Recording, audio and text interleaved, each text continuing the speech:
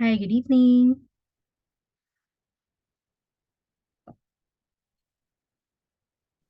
Good evening po. Yan, good evening sa inyong lahat. Okay, may 12 participants na tayo.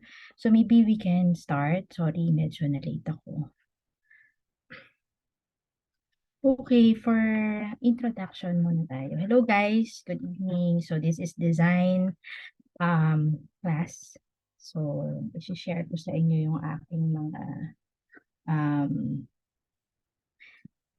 natutunan sa design class regarding for the review and of course for the upcoming board exams. And then I will share you some tips. I will share you yung mga based sa aking experience and of course experience din ng aking mga colleagues. And also magsasagot tayo ng mga design problems. So ito naman, itong klase natin is to let you practice. So, exercise tayo. Pagkakaroon tayo ng mga exercises. Every class natin, I will give you design problems na sasagutan nyo. And after that is sasagutan natin lahat. Okay? So, first, let me introduce myself muna. May request ako. Pwedeng pa-share ng video. So, medyo may idea naman ako kung sino yung mga kausap ko dito. Kahit sandali lang. So, makita ko kayo. Ayan. Good evening.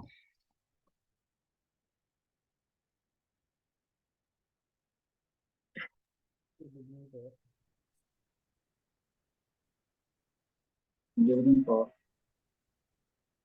Hi, yes, okay. So, I'm Architect Orphaline Carandang Manibo. So, I'm based in right now sa Batangas City, but I'm really from Bataan. And, pero matagal na akong overseas. I've worked overseas. So, for like 13 years. But then, bago pa lang akong arkitekto din. So, kumbaga, I took the board exams on 2018. So sa overseas na rin ako, nag-review ako because I resided in Singapore for the past 13 years and then doon ako nag-review. Then dito ako nag-exam sa Pilipinas. So so isi-share ko sa inyo yung mga of course experiences ko regarding the review and also sa board exams ano. Yun nga yung nabanggit ko na mga tips ng para sa pagte-take ng board exam. So siguro hindi ko alam yung mga background ng iba if this is your first time, if this is your second time, but no worries, wala namang ano doon. So, and then hindi ko alam kung lahat ba kayo taga Batangas, saan kayo mag-exam, Manila, yung iba sa Quezon or somewhere, ano. So, ang question ko, it's okay kung sino man ang gusto sumagot, na nakapag-apply na ba kayo ng yung for the examination? Nakapagpapirma na ba kayo ng logbook?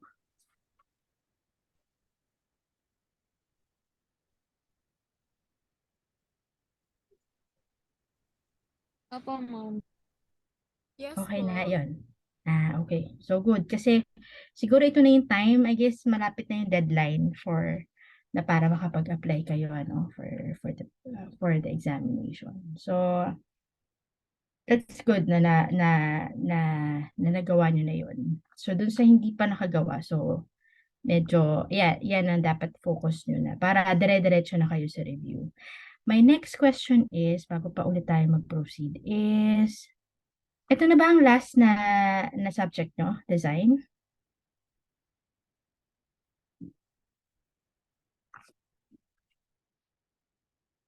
Pag after this design, meron pa ba?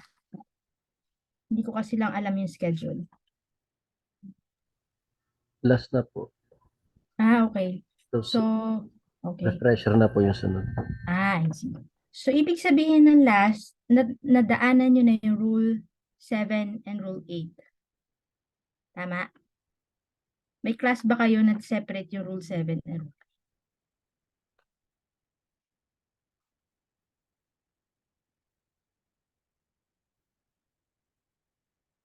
May puwedeng sumagot? May klase kayo na na parang naka-focus lang siya dun sa sa National Building Code? Professional practice po yata yun. If I'm not mistaken. Hmm, okey. Sige, okey. So, ang gagawin ko ngayon, daanan ulit natin yung Rule 7 and Rule 8 because itong, particular na section sa National Building Code is isa sa kumbaga main event sa design.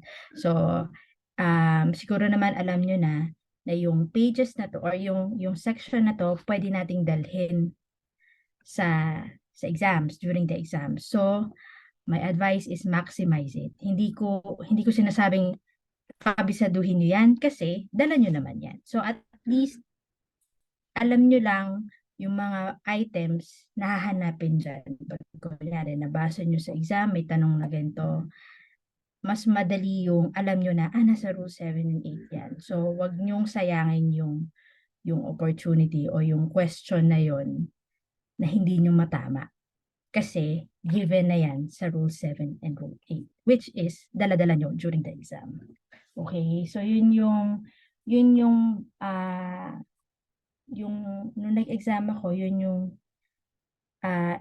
in-impart sa'min at yun din yung talagang pinaghandaan namin, inaral namin. Kasi, yun nga, during the exam, we should maximize yung resources natin and especially yung time natin. So, yun. Okay, papakita ko sa inyo yung sample ng Rule 7 and Rule 8. Wait lang, okay. Itong Rule 7 and Rule 8 ko since 2018 ko pa 'to. So, ito lagi yung pinapakita ko. Sorry, na-blur yung alisin ko lang yung aking background.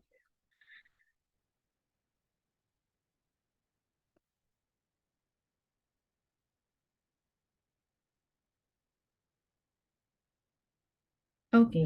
So, if nakikita nyo dito sa video, so ito yung this is my rule 7. So, itong pages na to, pinaghiwalay ko yung rule 7 and rule 8. So, ito yung dala-dala nyo sa exams, right? So, habang nagre-review kayo, ang advice ko, kung ano yung dadalhin nyo sa exam, yun na yung gagamitin habang nagre-review kayo para kabisado nyo na. So, if mapapansin nyo, ito, ayan, yung mga may tags na yan, kodigo yan. So, hindi naman bawal yan. So, yun din, isa yun. Paghandaan nyo yan, kasi ito, for example, ang tags nito, kanyari, yung mga, kung saan ko ba hahanapin yung building height, ayan, nakasulat dito. Or, firewalls. So, about the firewall,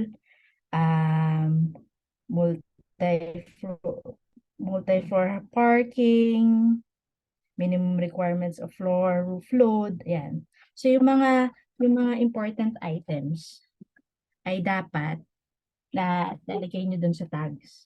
So, madaling hanapin. So, if there's a question about dun, madaling yung hanapin. Ano? So, and then, ito naman yung rule 8. So, meron din tong tagging. Ito color-coded to. So, para kung ano yung easier para sa inyo na makaalala. So, yun yung pinaka-main advice ko na i-prepare nyo to habang tapos ito din yung gagamitin nyo sa rin para pagdating na yung exam, kabisado nyo na kung saan yung hahalongkatin. Ano? Okay? So, yan. Next, ang isi-share ko sa inyo, meron akong isi-share. Hindi ko sinasabing dalhin nyo to during the exams kasi bawal to. Pero during the review, para meron kayong guide, easy guide, yung mga formulas ko tulad nung, teka lang, isi-share ko lang sa inyo.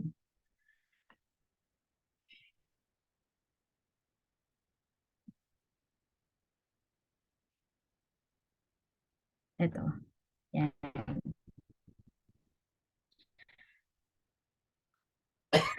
So these are the guides or formulas na makakatulong makakatulong sa pagre-review nyo kasi yung mga, for example, firewall and abutments sa mga hahanapin niyo yung classification ng lots, madali nyo nang mahanap yung mga requirements. Kumbaga, nandito naman yan sa Rule 7 or Rule 8 yan. But then, for easy reference, habang kayo titake nyo itong design class, for easy reference, helpful itong magsulat, ay pagsamasamahin yung formulas. So, ano yung mga nakalistan to? So, kaya tinanong ko kayo kanina, if may class kayo na Rule 7 and Rule 8, dapat na-familiarize kayo kung ano yung mga nandun sa loob nun, kung ano yung use, kung bakit siya kasama rin sa exams.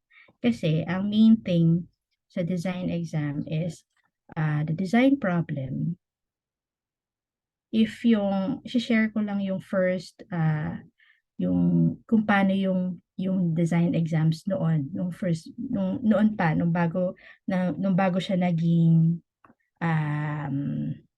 what do you call this, nung bago siya binago, iba na kasi yung method ngayon nung exam yung pinakauna is magde-design ka talaga, magdo-drawing ka, para kang gumagawa ng plate, di ba? So now it's very ano na siya, kumbaga, iba na question, ay ano na siya, yung multiple choice na rin siya. So, dahil ni-refer nila, ang ginawa nila sa design is yung design consideration, yung authority, yung dapat i-consider natin yung sa design, yung National Building Code, and what else? Yung accessibility law. So, yun. Yun yung inclusive dito sa design. So, yung per problem is yun yung mga usual questions niya. Okay? So, okay, let's go back dito sa shinare ko mga formulas. So, before anything else, dapat alam nyo tong ibig sabihin ng mga USA, ISA, MACA. So, saan ba natin mahanap yan?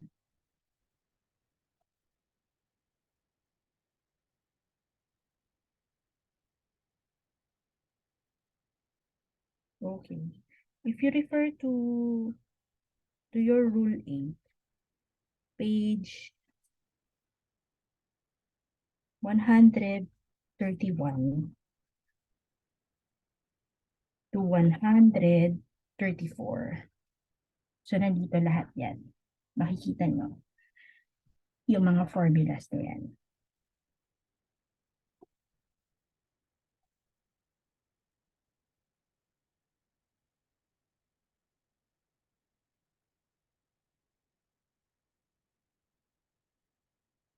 Okay.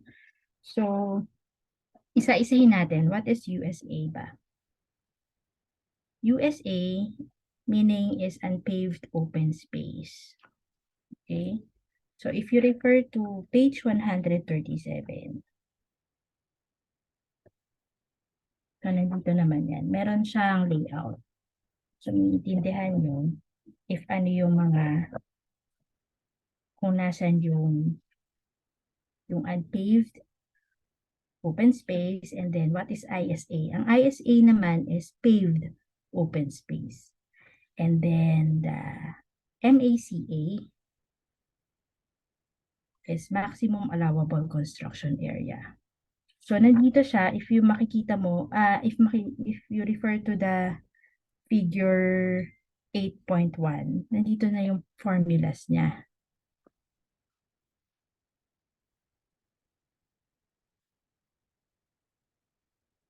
Okay, and then, tutuloy ka lang. What is AMBF? Ang AMBF naman is the allowable maximum building footprint, AMBV. Dadaanan ko lang lahat to guys. Baka naman na-review nyo na to. Dadaanan ko lang para mamaya mas madali na pag diretso na tayo sa design problem. So, AMBV, allowable maximum building volume. PSO, percentage site occupancy. GFA is gross floor area. And then TGFA is total gross floor area. Okay, tapos meron ditong BHL is building height limit. Yung FLAR is floor lot area ratio. The PSO, TOSL, total open space of lot. Ayan. Then, meron setbacks, sidewalks, parking. Ayan, ito yung mga importanteng mga items na lumalabas sa exams na dapat at least alam nyo na kung saan nyo hahanapin dun sa Rule 7 and 8. Okay?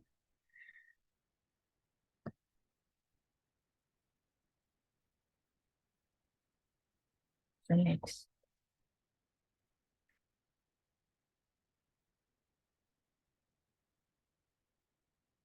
So yung formula pinakita ko, kaya dapat nyo siyang, ito mananawa kayo sa kaka, kaka, kakahanap ng AMBF, PSO, TLA, kasi yun yung dapat practicein nyo. So yung formulas, once sumagot kayo ng design problem, laging yun yung automatic na hanapin nyo.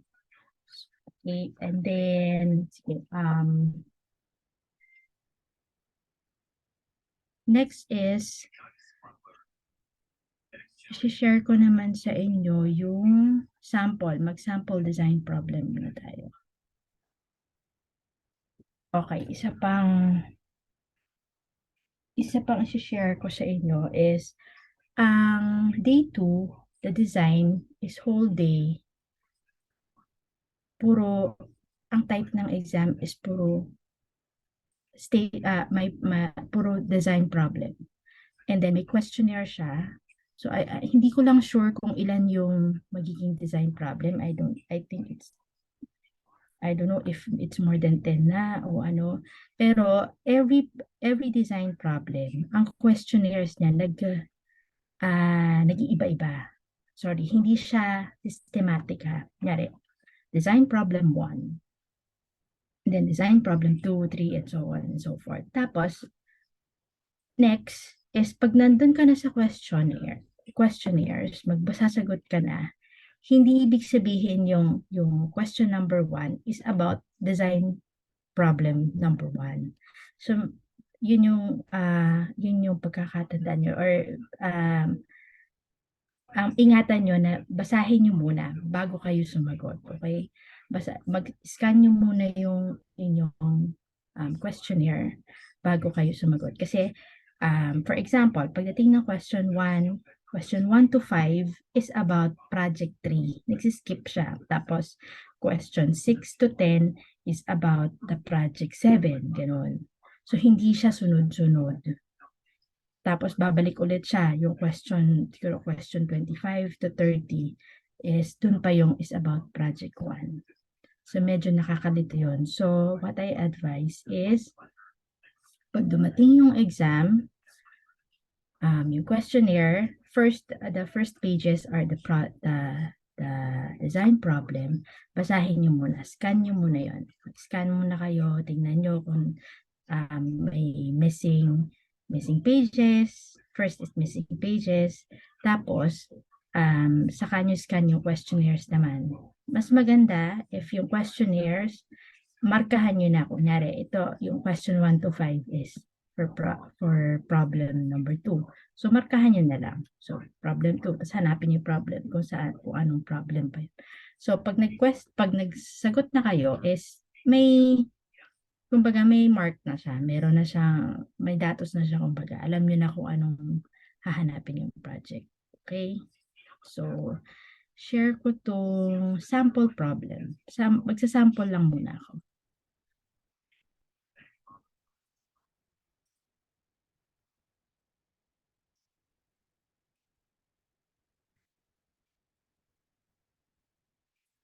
Yan, para mas magka-idea kayo.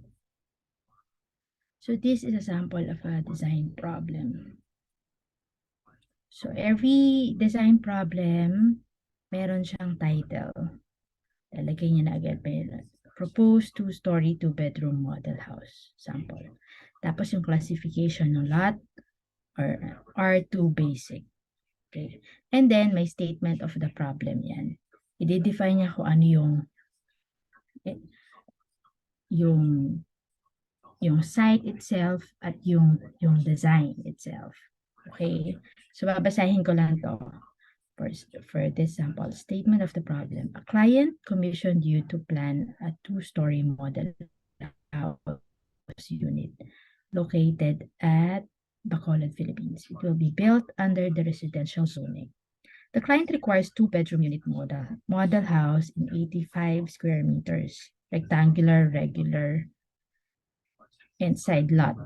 The lot will have an 8.5-meter frontage with a 10-meter side. At the ground floor, the areas will be living, dining area, kitchen, stair, toilet, bath. Below the stair is a storage. The owner wants the A and BF of the project be utilized.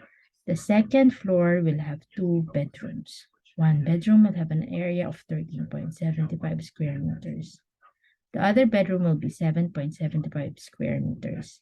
The second floor will have a hallway and a stair. The total area of the second floor will be the A and BF of the project. Okay, from this statement of the problem, binibigay naman niya lagi yung dinidescribe niya yung lot.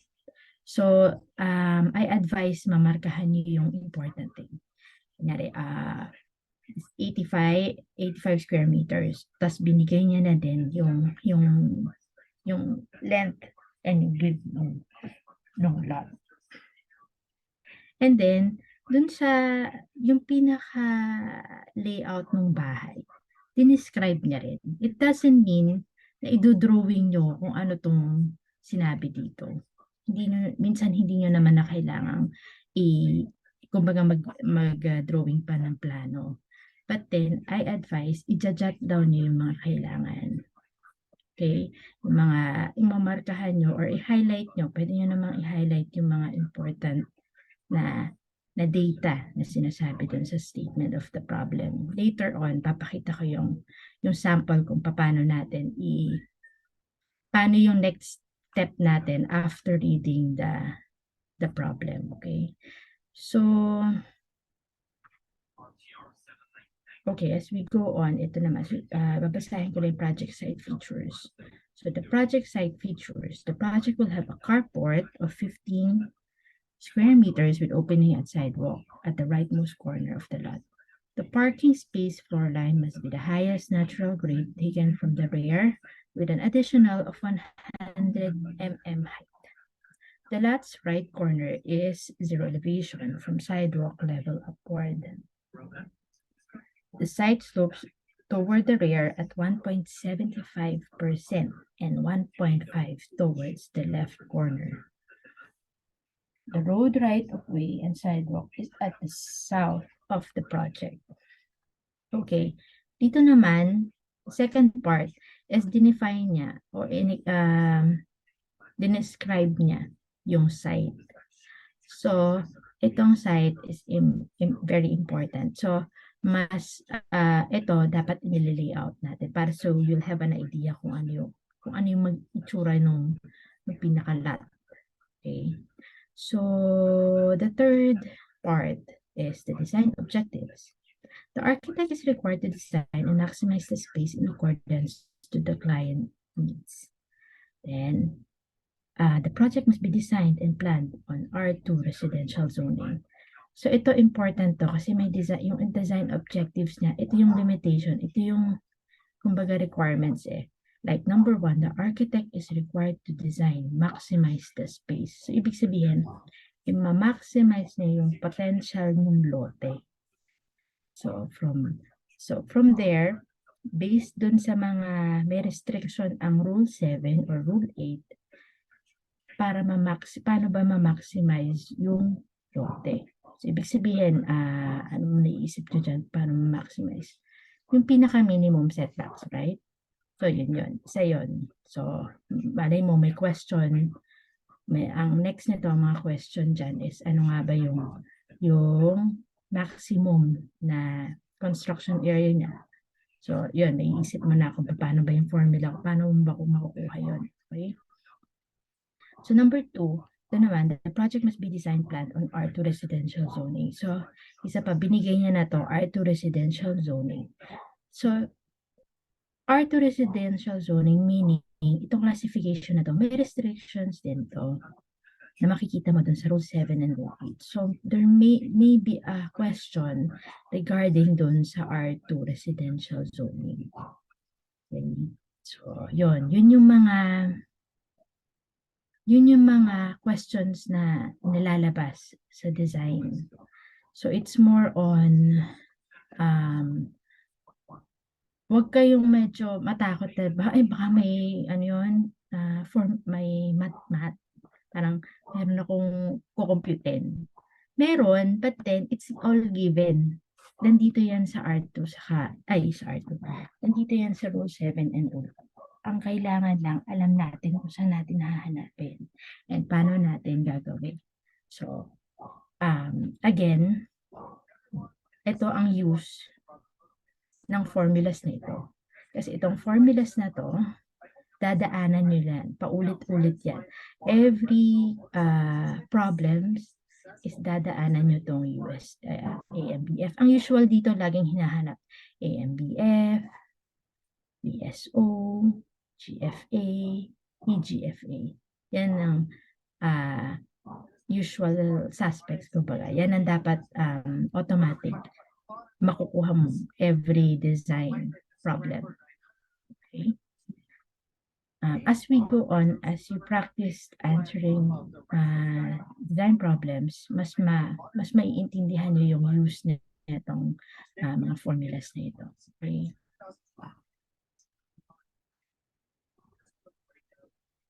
So, tapos na, so this is just one of the sample design problem. So, ang share ko naman sa inyo, hindi muna tayo magsasagot. Hindi ko muna kayo pababayaan magsagot. Papakita lang ako kung paano natin, ano yung next step natin after reading a problem. Okay. Wait, share ko lang yung next. Alright, let's talk about the models and pricing of this bike. Then before we do that, I think we should talk about what is this scrambler? When you hear this scrambler, what does that mean? Well, without getting into the whole history of it, what it basically means is it's kind of a street bike design, but you get the high exhaust pipe, you typically get a larger wheel, maybe a little more ground clearance, maybe a slightly more off-road tire. Now, how does this fit with the Model Y? So they've changed the name for 2023. They're now calling this Scrambler 900. So last year, 2022, they call this the Street Scrambler. Now, if you want to do a lot more off-roading, a Scrambler style bike, Triumph makes arguably the best off-road Scrambler in their 1200 XC and XC lineup. Those bikes have amazing suspension travel. Okay. Ground clearance and components really go off road. So, this bike does not for have this that. sample, This bike does have other ang aking advice a lot more price, a lot more seat height, more easy to ride, accessible bike. is to highlight. Pwede namang i-highlight nyo yung mga data na kailangan, mga importante. Pero, mas effective para din nadadaanan. Kumbaga na tumatatak sa utak nyo, is isulat nyo lahat ng yung mga data na kaimportante. Okay, from example is this. So, dun sa statement of the problem, isinulat ko lahat ng importante dun sa design. First is yung lote muna. Importante yung lote ma-layout natin. Kasi given naman yan. So, first is write down the project title. Tapos, ano yung zoning niya? So, zoning is R2 basic. And then, binigay niya yung total lot area. The total lot area is 5 square meters. Tapos, binigay niya din yung lot. Yung class type ng lot. So, it's a rectangular and inside lot. And then, front, yung width niya is 8.5 and 10. So, I'm able to draw yung na-layout ko yung site. So, 8.5 by 10. Tapos, sinabi niya rin na from the front, nandun yung road right of way, yun yung zero level, nag-slope daw siya ng 1.75 papunta dun sa rear. Tapos, nag-slope din siya ng 1.5 to the left. Okay? So, from there, then nakapag-layout tayo nung lot. And then, the next is yung floor, yung building, yung floor plan na. Ito naman, hindi naman natin kailangan, yun, sabi ko kanina, i-layout. Kasi hindi din naman siya specific. Basta sinabi niya lang sa ground floor, may living, dining, kitchen, stair, and T&B. Second floor, sinabi niya yung may bedroom 1, bedroom 2, but then, naglagay siya ng area. Right? So, sulat niya yun. Then may hallway, may stairs. Tapos, sinabi niya rin na carport is 15 square meters. Tapos, kung saan. So, these are the important things na nandun, na sinabi dun sa problem. So, from here, at least alam mo na yung data, hindi mo na yung hagilapin pa ulit.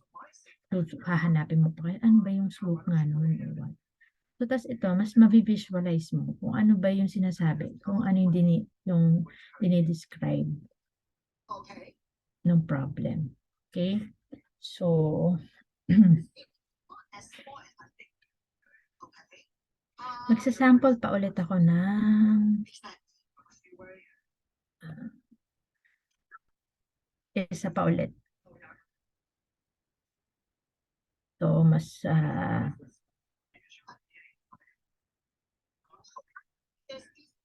mas magka-idea pa ulit kayo. So, project 2, ito naman. So, the project title is Proposed Two-Story Duplex House, R2 Basic. So, a statement of the problem, sabi niya, a private client has bought 2 adjacent units of a low-density subdivision lots located in Cebu City.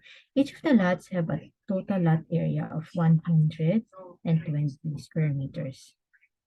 Bounded on the southeast along line 1-2, flat 2, on the southwest along line 2-3, which is the road right of way, which is 12 meters, northwest along line 3-4, which is flat 3, and bounded along northeast is east 4-1 is flat 4. Okay. Owner's requirements are the following: to carport with 3 meters by 5 meters per car and a covered porch at the front of each unit. At the ground floor should be an entrance foyer with 2-meter depth and 2.5-meter width with stairs, toilet and bath, maid's room, kitchen, which is located at the opposite side of the maid's room, living area, dining area, all of which are abutting a common wall. The slab on-fill thickness shall be 100 millimeters. On the second floor, you should provide a master's bedroom with a walk-in closet, T&B, and balcony.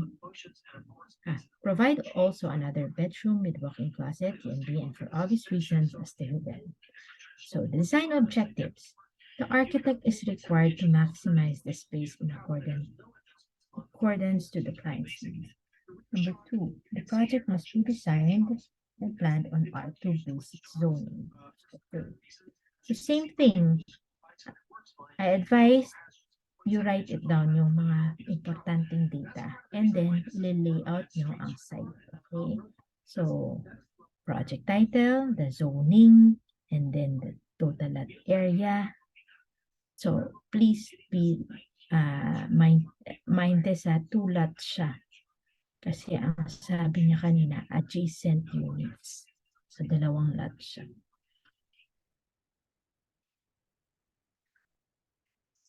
Okay, and then yung description. Describe na yung lote. So, from here, ano ba sabi niya kanina? Ano ba sabi dito? southeast along line 1 to 2. Saan daw? Southeast. So this is southeast along line 1 to 2. Is 10, I think, 10 meters. And then, describe na rin yung line 2 to 3, southwest naman. So, yun, 12 meters. And then, so on and so forth. So, that's why you got this site layout. Okay. So, what else? So, then, describe niya din yung kung ano yung laman, kung ano yung nasa building.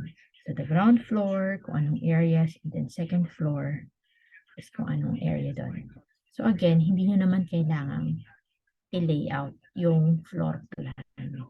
Kasi, usually, hindi naman niya tatanungin. Wala naman question about the planning itself. Unless, meron siyang specific, katulad nito. May entrance foyer siyang may sinabing 2 by 2.5. So, maybe, somehow, kung may question man about that, maybe it's the area. So, nandito, mapapinpoint natin, mahanap natin, may data naman kasi. So, usually, yung mga data yan, may baka, may malabas, may question about that. Okay, so this is sample of problem 2.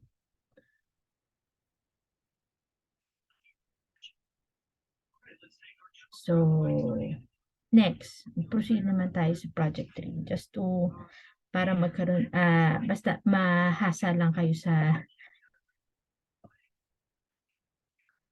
mga different types of, different problem solving. Usually, itong mga tanong, yung mga papakita ko sa inyo problem, ay lumabas siya sa exams. So, iisa siya nung pattern. Minsan, iba-iba lang siya nung data. Kumbaga, iba-iba lang siya yung area niya. Yari, yung size ng lote, lumaki, lumiit, nag-iiba-iba lang siya. Pero, yung pattern niya is isa. For example, ang example ko is this proposed duplex. So, minsan lalabas talaga ito. Iba-iba lang nung kunyari, iba yung total lot area, pero iisa din lang siya nung pattern. Duplex type siya. And then, like, itong project 3, commercial building naman siya. So, okay, daanan lang din natin to. So, for the project 3, statement of the problem, Mr. and Mrs. Sayong commissioned you to design a 4-story commercial building within a regular inside lot with size of 15, width and 20.5 depth. Bounded on the east are 0.1 to 2, on the north are points 2 to 3, west are points 3 to 4. On the south is the shorter side of the lot. Points 4-1 fronting the 12 meters road right of way with sidewalks. The highest grade of the lot from the sidewalk is 200 meters. Apply minimum front and rear setbacks. The owner requires 138 square meters rentable space for the ground floor. Having a 1.5 meter walkway fronting the rentable space, ending at the stairs on the left corner should be stairs located 3 by 3.5 dimensions. Front yard has to be 15 by 5 parking. He also needs 9 by 3 meter storage at the left rear corner. On the second floor, he strictly requires a total area of 255 square meter, restaurant with stairs of 10.5 and seating area of 52.5 square meters, which are extended 3.5 from the ground level line. The third and fourth floors have the same area with the second floor. The third floor is available for tenants while owner would use the fourth level as his house. The owner loves roof decks, having 2 sides of firewalls. He wants a multi-purpose area and also would like to install solar panels. Provides stairwells with storage of 42 square meters. The design objective, the architect is required to design maximize the space in accordance to the client's needs. The project must be designed and planned. C2, basic zoning. Okay. So, yun, medyo maraming data yun. Huwag kayong masyadong huwag naman kayong ma-overwhelm masyado pag may yan. Pag may sinasabi na siyang stairs daw, ganyan, ganito, saan ba yung front yard.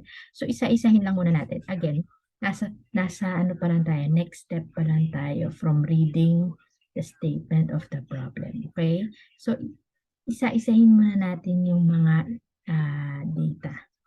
So, again, write the project, the zoning, anong type ng lot, anong ang TLA.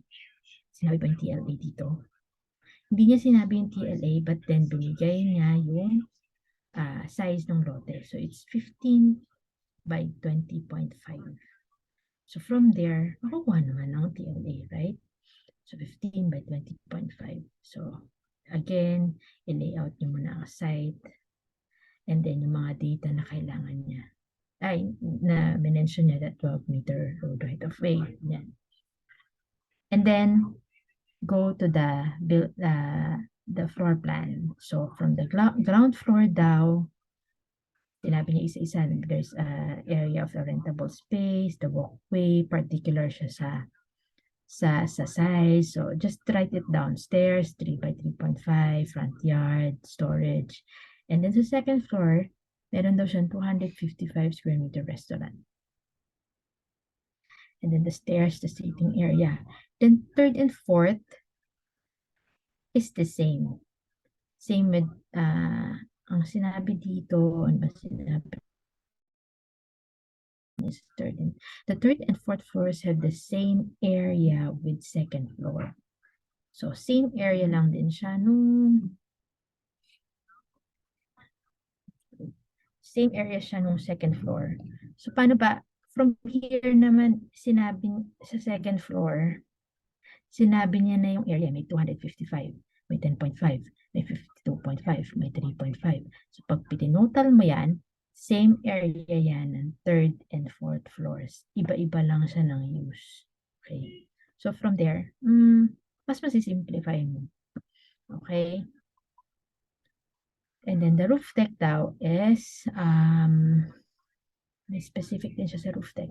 Yung roof deck, having two sides of firewalls. So, ibig sabihin, edge, lote to lote, ano yun, yung from end to end siya nung lote, minmaximize niya kasi may dalawa siyang firewalls. So, okay. So, minsan, kayong masyadong ma-overwhelm dun sa mga data na nakapasok. Tapos, iisipin niyo, paano ko ba, baka kasi isipin niyo, yun nga, i-layout niyo yun.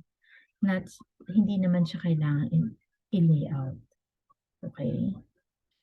So, isa ko pang advice, don't spend much time na pagkakaisipin mo yung sinabi dun sa problem na, yun nga, na magpe-prepare ka pa ng floor plan. Kasi minsan, hindi naman useful. Minsan, kasi minsan mas maigi din na you scan the questions, pero syempre, hindi mo naman agad may isa-isa yun. But then, don't spend too much time dun sa nagdo-drawing ka. Kasi, wala naman siyang score. Hindi siya bibigyan ng points. So, mas effective yung isulat mo lang yung mga data na binigyan. Okay? Tapos, kung dadating ka dun sa question na yon na kailangan mo, baka may specific na tinanong, yung question is may specific na anong katabi nung toilet and gano'n. For example, ano yung nasang side yung stairs. So, saka mo balikan. So, minsan hindi mo kailangan siya i-layout, pero may nakasulat na siya. Nandun na, dinefine or dinescribe dun sa question, dun sa problem. So, hindi mo kung nag-drawing ka pa, minase mo lang yung time mo. So, isa pang pointers na sasabihin ko sa inyo is, time is so precious dito lalo na sa design, sa second day. Actually, day 1 and day 2. During the exams, time yung inyong, hindi naman kalaban, pero you've been given time na magsagot maximize nyo yun. Hindi ito pabilisan, no? Okay lang kung ikaw yung huling-huling lumabas, lumabas ng room, basta lang nasagutan mo lahat. Kasi minaximize mo yung time. Okay? So, pero, use it effectively. Kasi kung mako-compute nyo, sorry guys, hindi ko lang kasi sa susunod nating class, aalamin ko kung ilan yung ilan yung questionnaire, ilan yung problems, and ilan yung questions. So at least magkaroon tayo na ma-compute natin kung how much time yung ating i-spend sa isang question o how much time yung ating i-spend sa pagbasa o pag-prepare pa lang mo yung problem, yung pagbasa pa lang ng problem itself. So, para at least yun nga, ma-maximize nyo yung time nyo dun sa kailangan nyo talagang gawin. Don't waste it sa kung ano mang bagay kasi napaka-importante nito. Mas I advise na syempre I'm hoping, I'm praying na makuha nyo lahat. Yung hindi, walang masayang na questions na hindi nyo masasagot.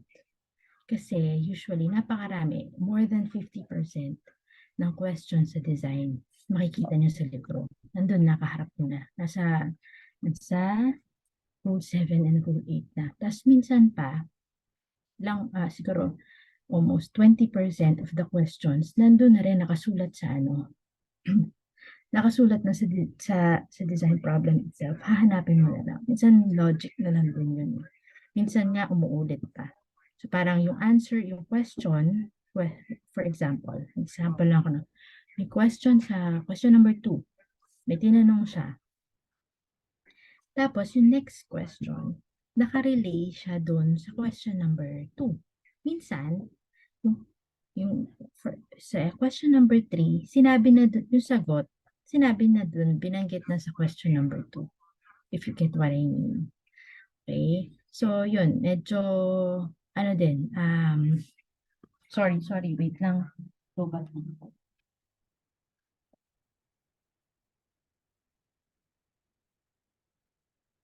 Okay.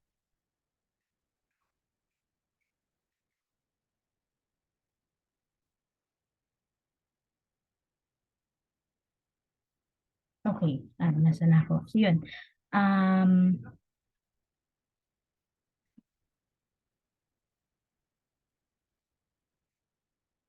So, nasa na ba ako? Yun, we maximize our time. Saka medyo presence of mind. Focus lang tayo.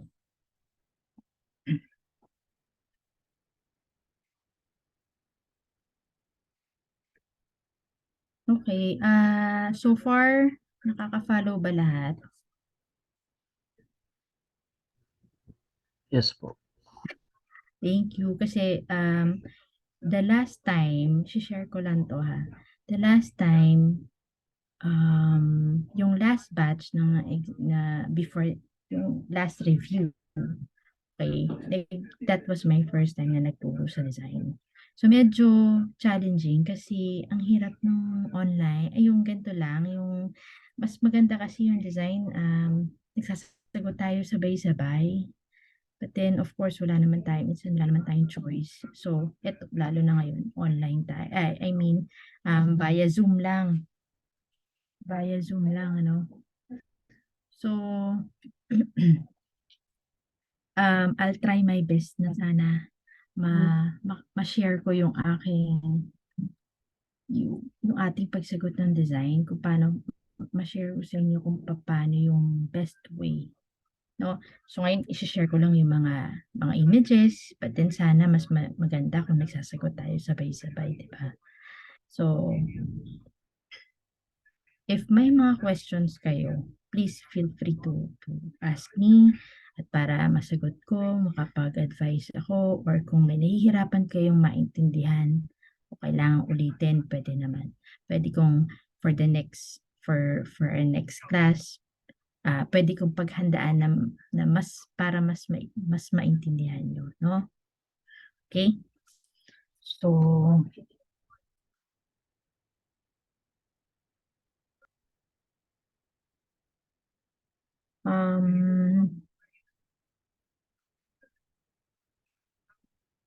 Next is, may isi-share lang ako sa inyo. Okay, wait. I-share ko lang ulit ito ha. So, generally, hopefully, nakuha niyo na yung gist nung ating, kung paano yung, ano to, yung structure nung pinaka-design problem. So, so, nakapag-sample ako ng tatlong design problems. Tatlong nga ba to? Okay. Oo.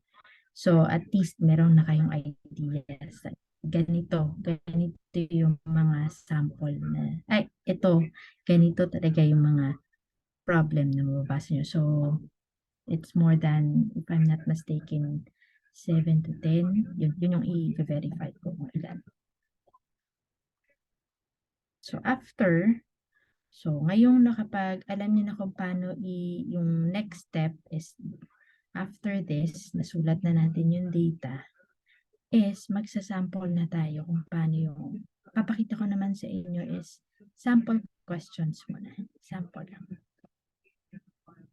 So, muna tayo magsasagot.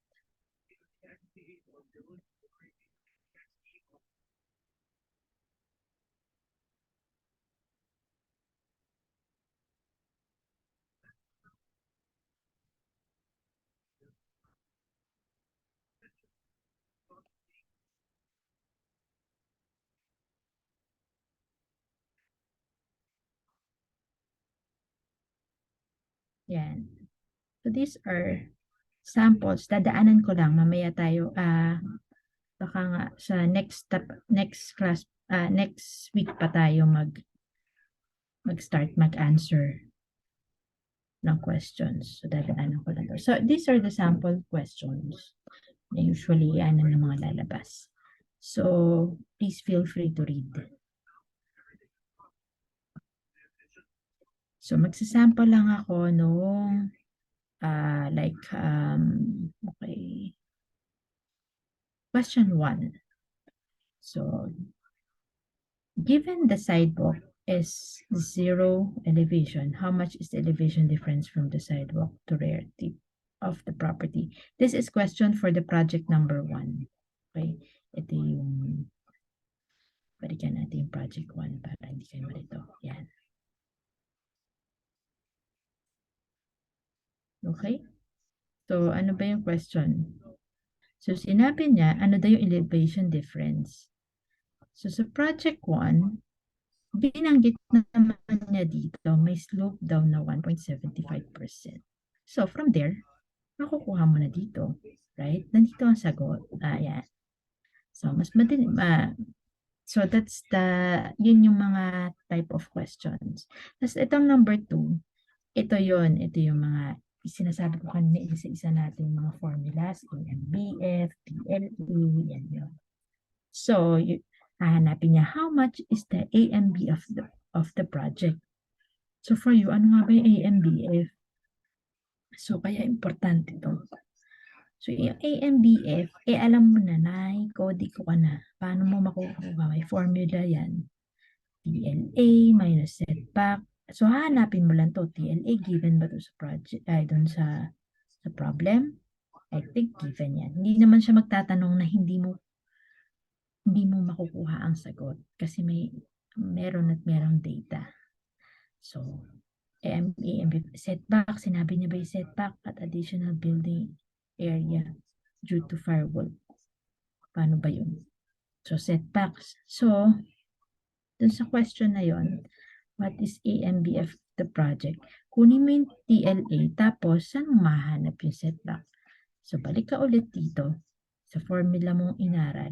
So, saan ko ba hanapin yung setback? So, puntahan mo yung page 137 ng rule 7.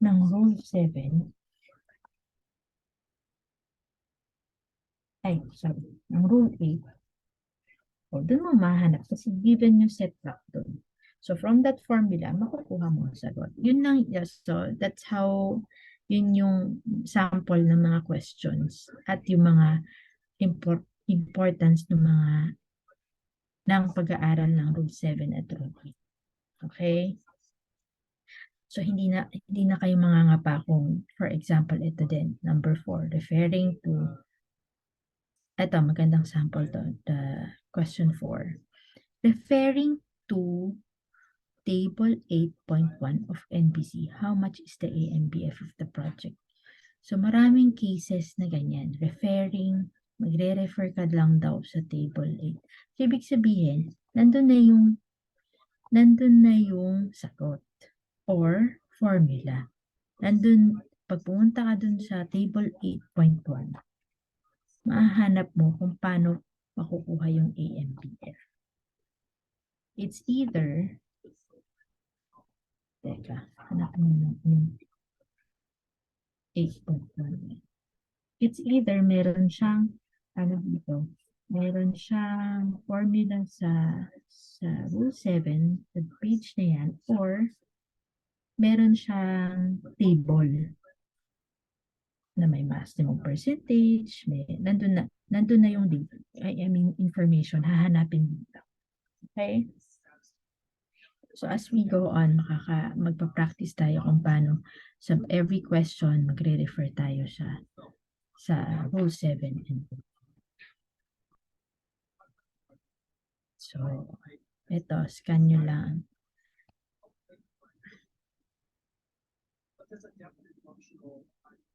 So, habang ini-scroll ko, scan nyo lang yung mga sample questions.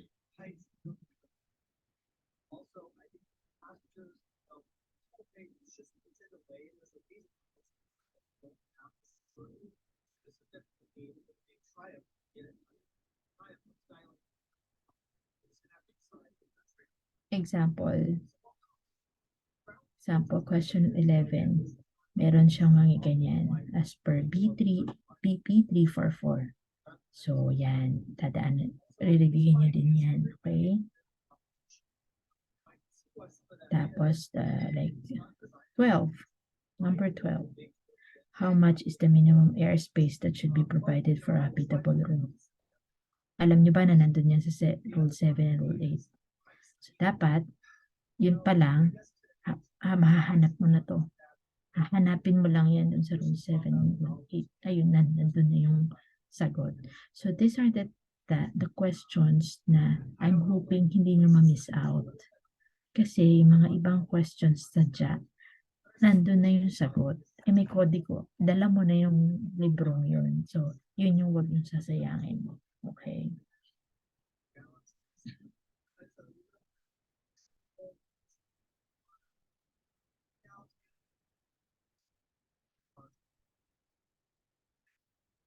Okay. If you notice, ito. Biglang magkakaroon ng sulat for project number 2. Ganyan. Tapa na yung questions niya. Questionnaire. Iba na yung number of questions niya. So, ganun yung magiging exam nyo. Itong sample kong to sa ngayon ay sunod-sunod pa. Project 1, Project 2, Project 3. Pero sa exams, hindi siya sunod-sunod. Yung katulad ng sinabi ko kanina, minsan magsa-start siya na for project number 7. Tapos, 1 to 5, yun ang tanong. Tapos, the next is for project number 2. 1 to 5 ulit, yun ang tanong. Tapos, skip ulit siya for project number 5. So, yun. So, to save time, pagkabasa nyo, to save time, ang aking advice ay markahan nyo na yung questions, markahan nyo na kung anong kung saan project para if you want, mas advice ko na sagutan nyo muna yung for project 1. Project 1 lang muna lahat. Para dire-diretso, hindi kayo patalon-talon. Tapos, the next is for project 2 naman. Hanapin nyo yung mga questionnaires na for project 2 lang, for project 3, and so on and so forth. Para organized. No? Hindi kayo yung nagsimula yung question 1 to 10 sa project 7, dun muna ako, tapos balik ako ng project 2 naman, tapos balik ako ng project 5. So, mas nakakalito. So, yun yung isa pang best advice. Sagutan niyo yung questionnaires na sabay-sabay. Depende dun sa project. Um, sorry, dun sa problem number. Okay?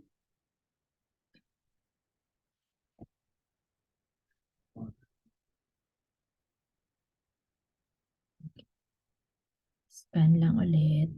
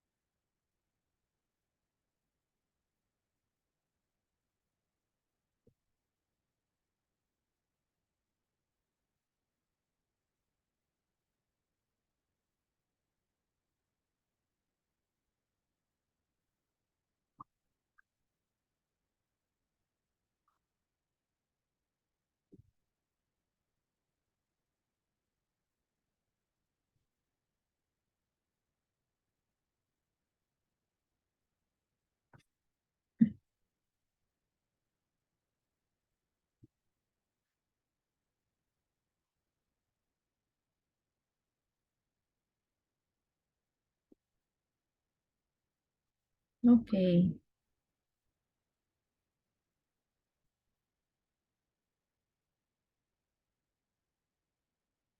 Hello? Narinig niyo na ako? Wala ba akong audio?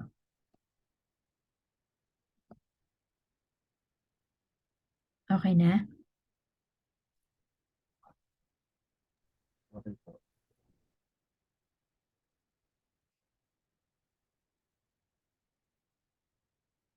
Wait lang ha.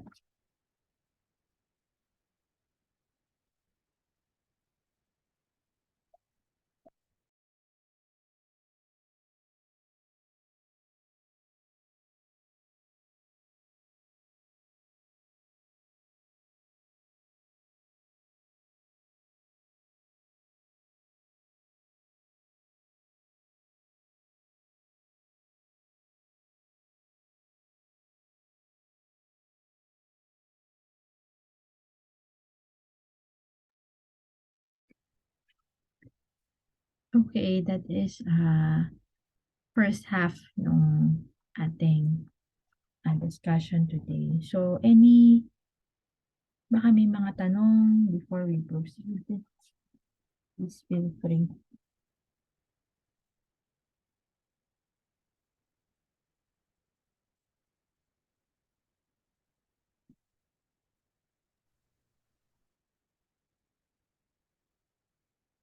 Walang tanong. Wala po. Okay. Meron pa akong i-share sa inyo. Tips muna, please.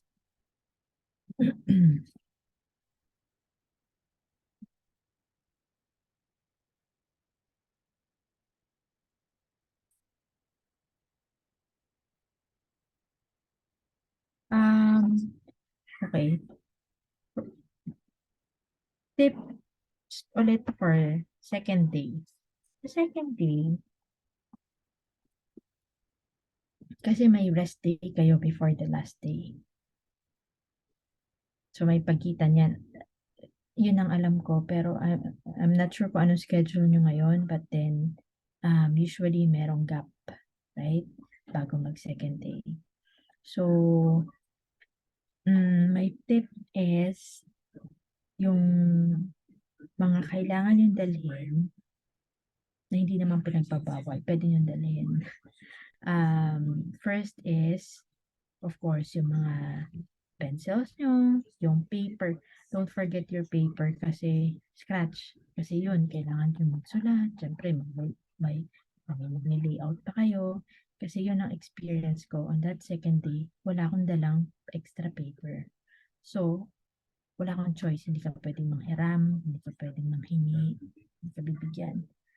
Nung instructor mo, bahala ka. So, what I did is, wala akong choice. Yung extra space dun sa questionnaire ko, dun sa papel nung exam, yung pinaka-questionnaire, pwede ka naman kasi magsulat dun. So, dun lang ako magsusulat. So, parang dun lang sa mga gap na kung ano mang spec na pwede kong pag-drawingan. So, isa yung challenge sa akin kasi minsan papalit-palit pa ako ng page. Okay? So, yun. Yung mga importanteng akala niyo hindi importante, mga simpleng bagay na mga ganun. So, your pencils, pwede din kayo magdala ng templates, why not? Yung template na may sizes na, may yung circular template, or yung minsan effective din yung furniture template. Kasi malay nyo may mga questions dun may question na regarding furniture, sizes ng 6-seater na dining. Okay? So, at least you have an idea. Meron kang konti to. Pwede mong magamit yun. Why not? So, yun yung mga resources na kailangan natin i-maximize. What else? Calculator. Importante yung calculator.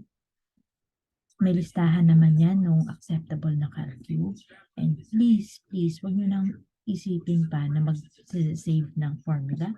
Kasi minsan di mo naman sigurado kung kakailanganin mo. And if yun pa yung magiging dahilan kung ba't hindi ka makakapag-exam, diba? Huwag mo nang i-risk. Okay?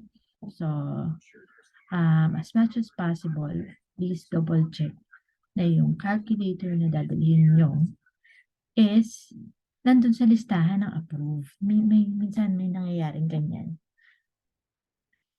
Hindi pala approved yung calculator niya. So, sayang. Okay? Minsan naman iba, dalawang dinadala. Just to be sure. So, yun, counter check nyo. Meron naman yan online. Machi-check nyo kung ano yung acceptable na calcu. Okay, so what else? Kung anong dadalhin is your food. Kasi buong araw kang nakaupo, buong araw kang mag-exam. So, take time na pahinga din. Magbigyan nyo yung sarili nyo na kakain ka, na may inumin ka. So, yun. And then, what else? Kanina may naisip ako. Ayun nga. Dahil buong araw ka nakaupo, please dapat komportable ka. So, on what you wear, lahat. Basta, kasi dapat ready ka. Yung focus mo on that day is dapat dun lang sa exam. So, wag mo munang isipin yung ibang bagay. Basta focus ka dun sa exam. Parang, yun lang yung iyong iisipin that whole day. So, presence of mind din. So, prepare. The night before, dapat pahinga ka. Nakapahinga ka. So, you're ready for the whole day. Kasi, hindi sa tinatakot ka kayo, but then, draining. Kasi buong araw kang mag-iisip, buong araw ka nakaupo, buong araw ka nag-i-exam. So, dapat prepared kayong lahat. Okay? Yung focus nyo, hindi dapat na yung extent ng confidence nyo and your focus of mind is dapat present on that day. What else? Ano pa ititip ko? Yun, very important na mention ko kanina is your Rule 7 and Rule 8. Ang advice ko naman dito, ang sabi nila bawal, nung sa amin, chinek bawal yung may highlight, bawal na may sulat. Pwede yung may mga tags, katulad ng pinakita ko sa inyo kanina, may mga tags, may post-it na mark. Pero yung hina-highlightan, yung batch namin nun, chinek kasi. So, wala naman siyang nahuli, pero chinek niya na kung ano yung laman, kung may highlight or wala. Okay? And then,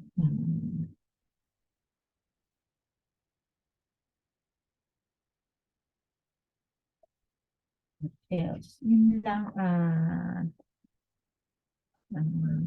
yun pa lang naman. Pag meron pa akong naalala, syempre, every once in a while, isisingit ko lang. Okay, so, again, siguro,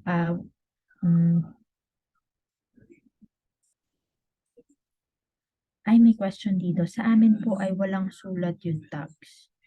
Dahil, hindi naman bawal if I advise lagyan nyo ng sulat. Kasi, ganun, para mas madali yung makita. Kasi pag tags lang, tas walang kulay, ang hirap pa rin. Natitingnan nyo pa rin kung anong meron dun. Diba? So, might as well lagyan yung tags.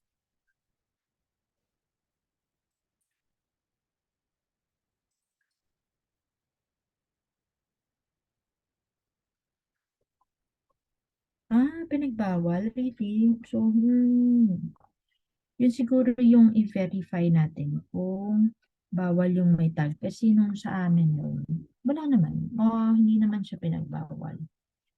Okay, sige.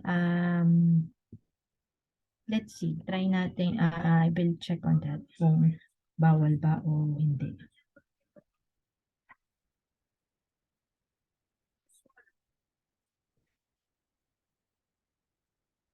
Okay.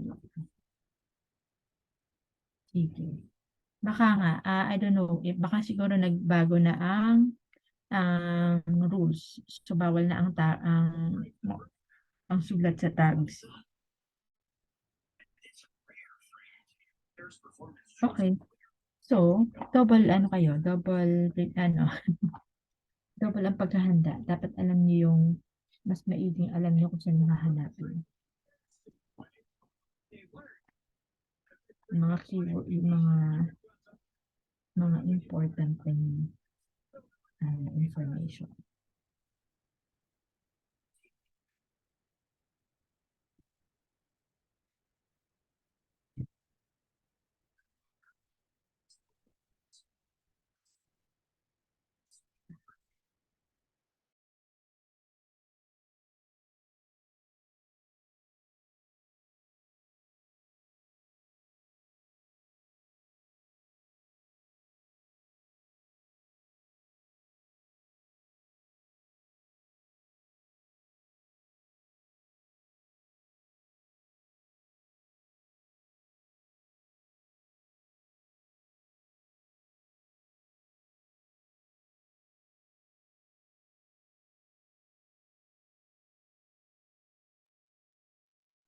Okay, guys, siguro ngayon, I believe yung dinaanan natin kaninang problems, isi-send ko yung file niyan. So, but then wala pa yung mga pinakita ko sa inyong uh, layout ng site, okay? So, bibigay ko sa inyo yun para kayo makapag-practice. Try to, hindi naman answer, yung pinakita kong yung sinusulat yung data and then i-layout yung site. So, try to do that. I advise you to do that. Siyempre, I hope, gusto kong kunin lahat yung answers nyo kung masisend nyo. Tapos, saka natin sasagutan ulit. Sasagutan ulit natin yung mga questions, yung kaninang scan ko. So, from there, maka-practice tayo na nasagutan natin nang nagre-refer tayo sa rule 7 and 8 at nagre-refer tayo doon sa pinaka-problem itself. Okay? Sisend ko to and then please answer up until I will give you like nearly hanggang 9 o'clock. Hanggang anong oras ba tayo ngayon? 7, 8, 9. 10. Hanggang 10 tayo, right? So hanggang 9 o'clock. And then kung anong matapos nating sagutan, after that, sasagutan natin yung mga questionnaires. So kung hanggang anong matapos nating sagutan na problem, and then that will be all for today. And then continue tayo for the next class. Okay? So sisend ko to sa inyong dito sa chat, and then I'll give you until 9 o'clock bago tayo mag-resume.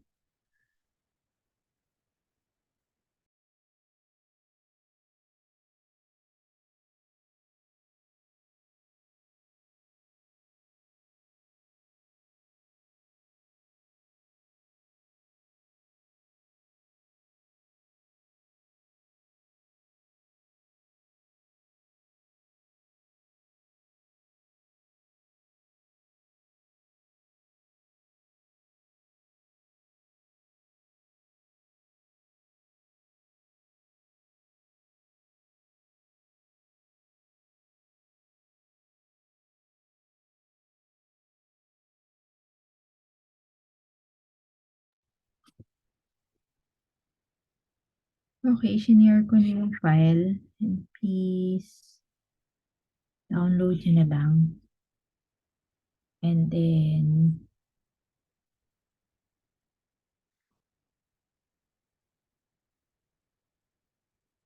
pakigawa yung answer. Try to answer the question.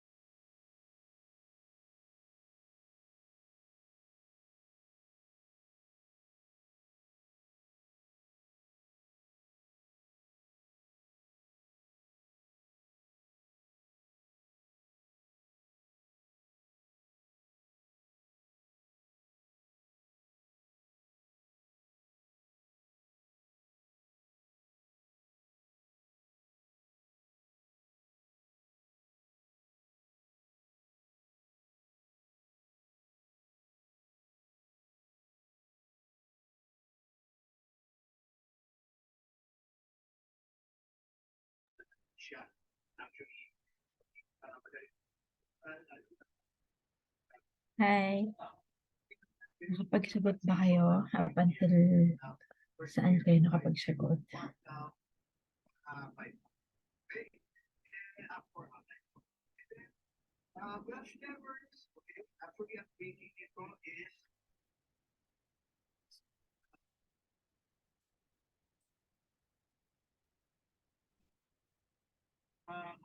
Okay, sige.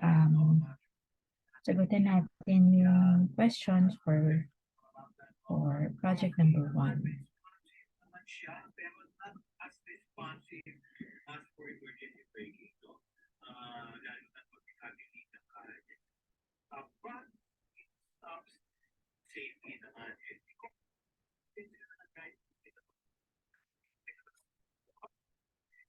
Okay, just to recap, ito ang project number 1.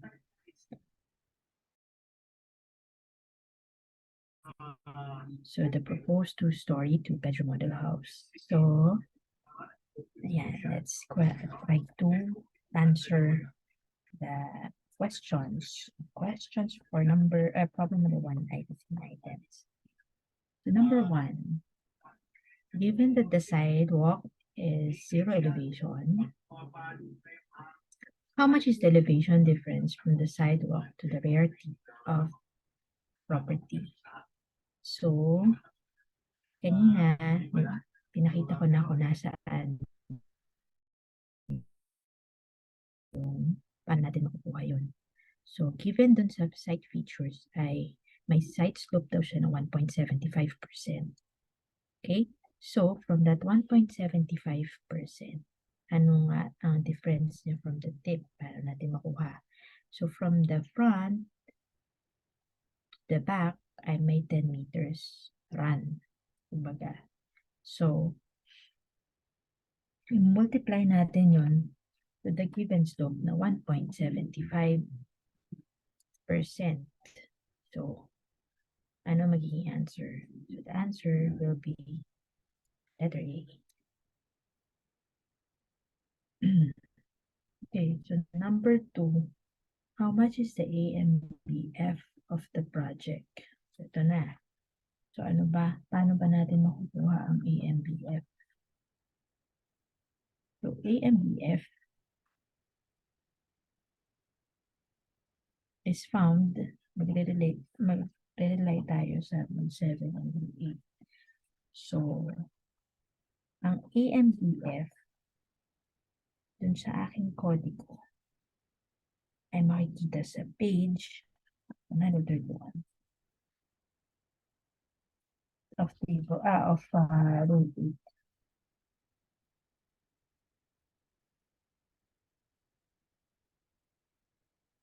Okay, so paano natin makukuha? Given dito sa project, ang sabi niya, ang EMBF kasi we have to know the setbacks. So, paano natin malalaman ang setbacks? So, given dito sa problem, ano ang given para mahanap natin ang setback is the zoning. Ang zoning ay R2 basic. So, sa R2 basic, natin natin setback.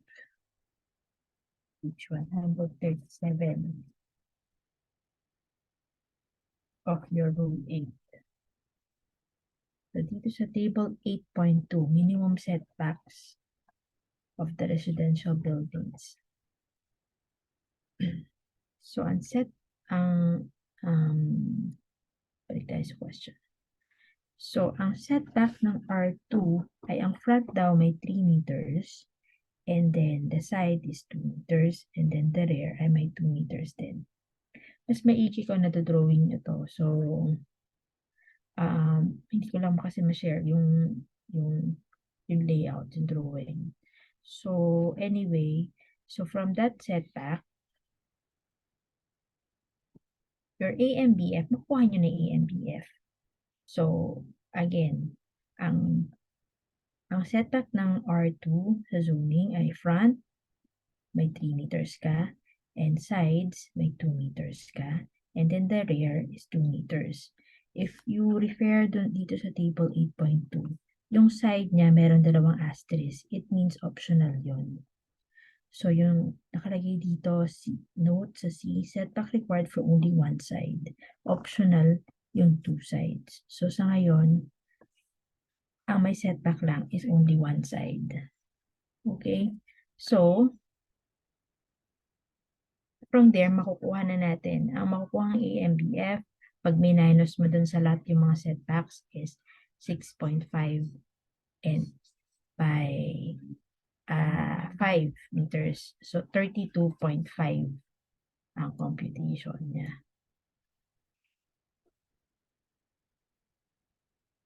Hopefully, na-gets nyo. Wala akong layout right now, hindi ko ma-share. So, siguro next week, para i-recap ko na lang, para mas madali mo ma-gets by may visual. Or, if sino man sa inyong nakapag-layout, may sketch, pwede nyo din i-share. Tingnan natin.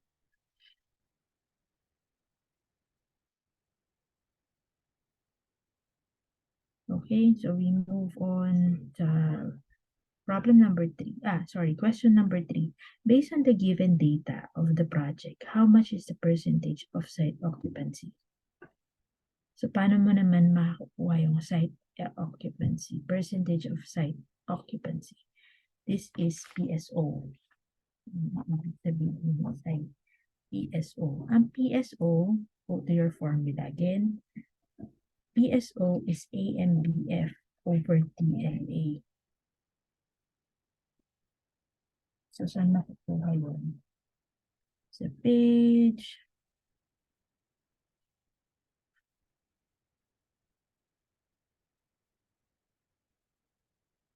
Sa page 131. May PSO dyan.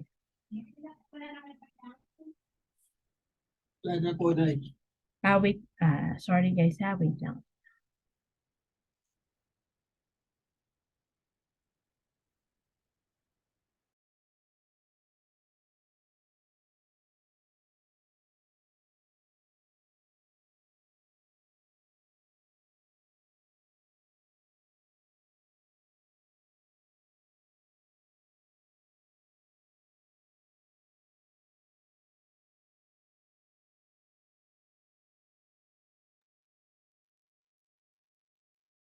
Okay, to continue.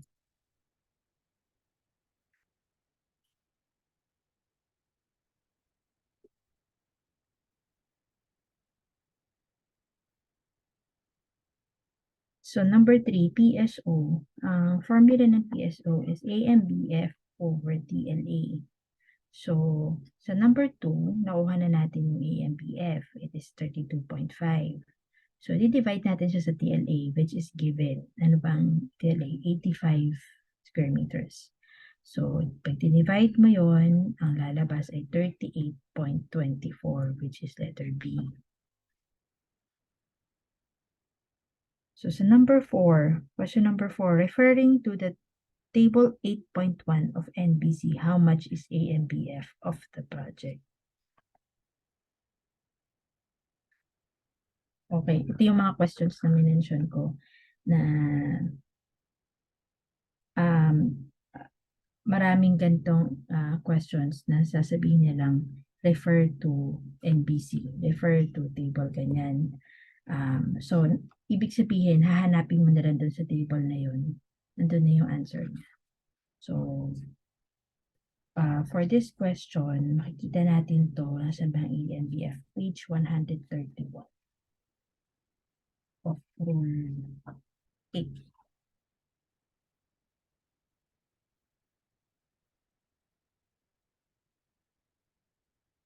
So, nakalagay dito, may table tayo, makukuha mo yung maximum allowable PSO. Paano mo makukuha?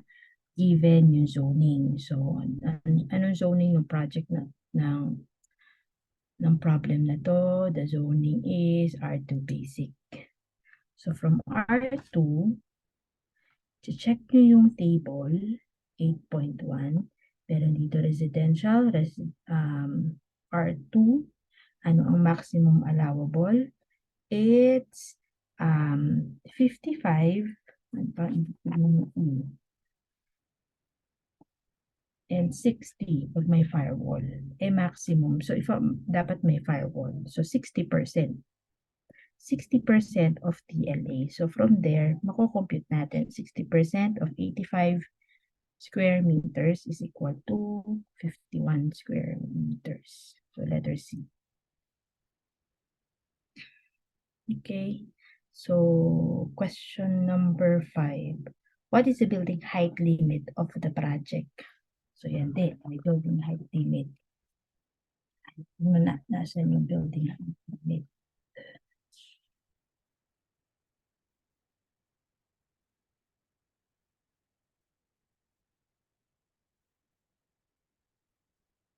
So, if I refer to, kasi nga yung aking rule 7 and 8, may tags, di ba?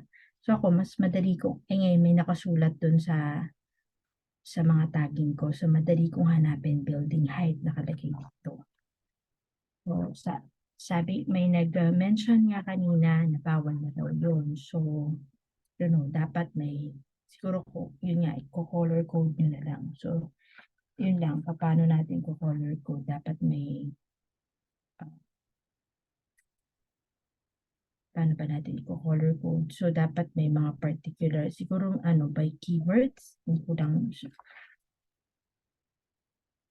o dapat isa-isahin talaga, paano mo malalaman kung anong page yung building height, for example. So, anyway, so itong building height sa question number 5 is makikita sa page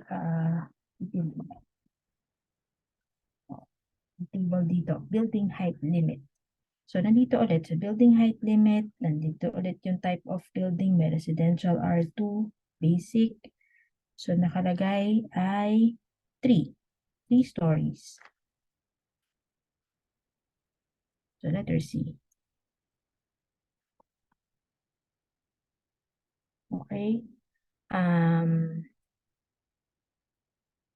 Number 6.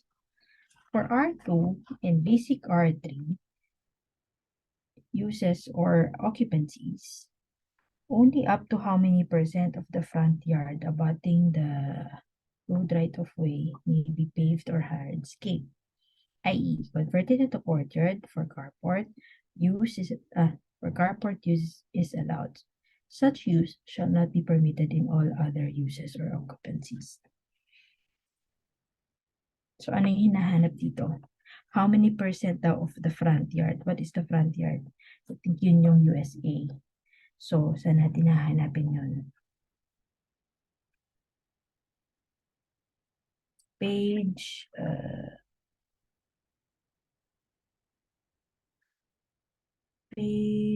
116.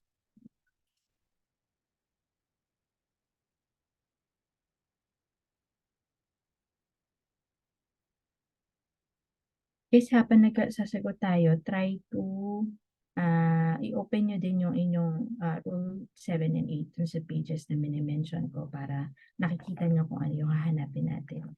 Yung answer ko saan nakikita. So, sa page 116, if you refer dun sa 5, nakasulat dito for basic R2, uses or occupancies, up to 50% of the front yard abutting to RROW may be paved or hardscape.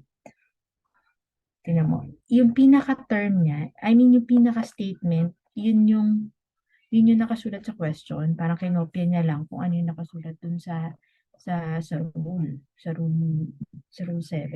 So, ito yung mga dapat nating, yun, na hopefully makatch natin to. Hindi natin mapabayaan kung ano yung hinahanap, yung nasa libro na dapat kumbaga matama na natin yun, yung sagot doon, makuha na natin.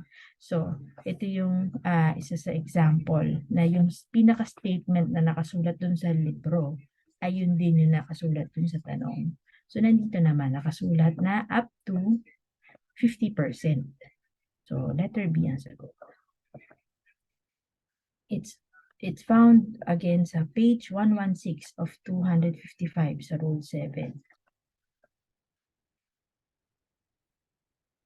Okay, so number 7 na. Number 7, for two-story house with a maximum height of 3 meters for the first floor, what is the maximum total height in meters of its wooden posts or soportales? Yan, nandito din yan. Page 117. 117, yung wooden posts.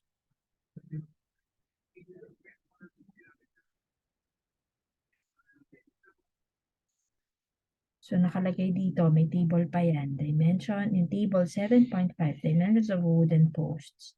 So, ang tanong ay, yung two-story house daw, what is the maximum height of 3 meters for the, what is the maximum total height in meters of wooden posts? So, pag two-story na may maximum height na first floor ay 3 meters, nandito sa table. Titingnan nyo na lang, ang maximum height total ay 6 meters. So, nakita nyo, nandun sa table 7.5. Ang type of building niya, again, two-story house.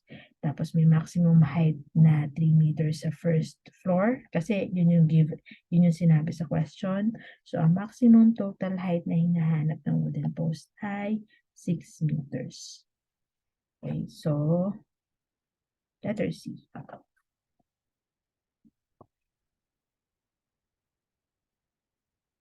Okay, so number 8. The wind load for roofs shall be at least blank per square meter for vertical projection. Dito rin yan makikita sa sa page 117 ng rule 7. So dun sa number 7, check nyo, ang sinabi doon, may roof. The wind load for roofs shall be at least 100 kilograms per square meters for vertical projection. So where's the 120? So letter D. Okay. Question number 9. Referring to Rule 8, how much is the TOSL of the project? Actually, dapat ito ay Rule 8. Referring to Table 8.1. How much is the TOSL of the project? So yun, saan natin naman hanapin ng TOSL? The TOSL is found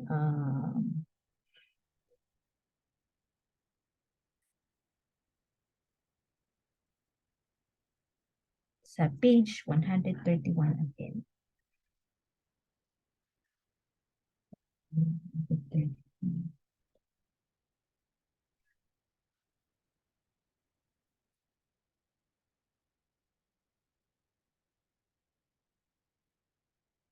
Table 31. Yung table 8.1, may TOSL doon.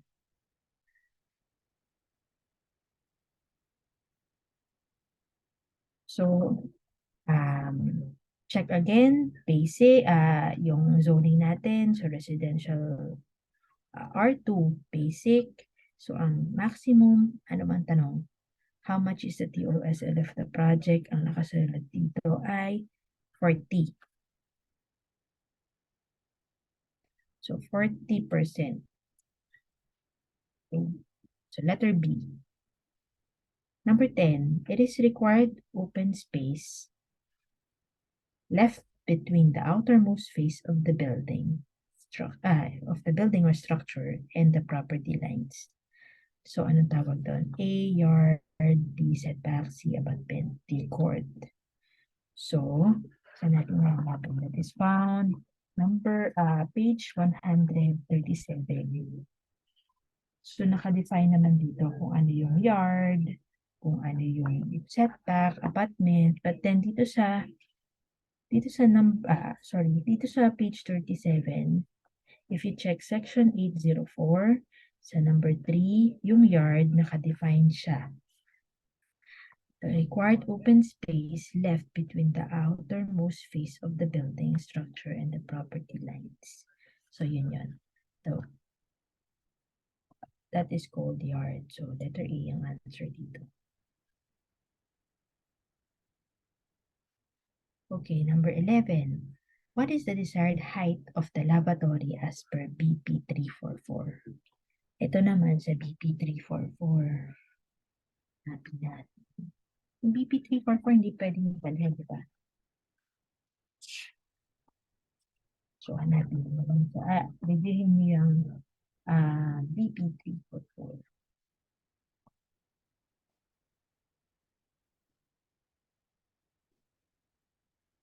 Wala mo.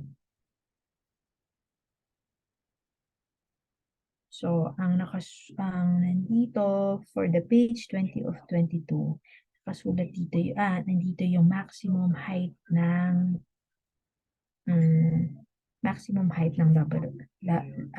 lavatories.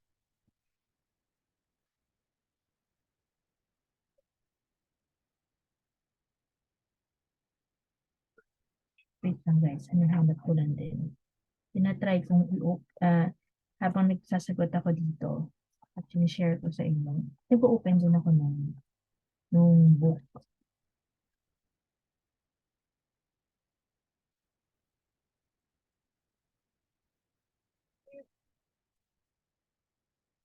So, ang maximum height, actually, nasa page 26 siya ng BP 344.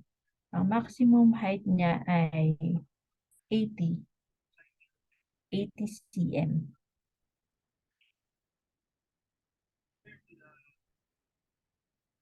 Or 800, yan. 80, maximum height. So, what is the desired height? So, ano ba ang nearest? Dapat 80, hindi naman siya 80 to 85 kasi ang maximum niya na is 80, di ba? So, hindi din siya 75 to 85 kasi sosobra siya ng 80. So, the nearest answer, sure answer, is between 65 to 75. Kasi yung 75 cm, hindi siya mag-exceed ng 80. Okay, so letter C ang sagot.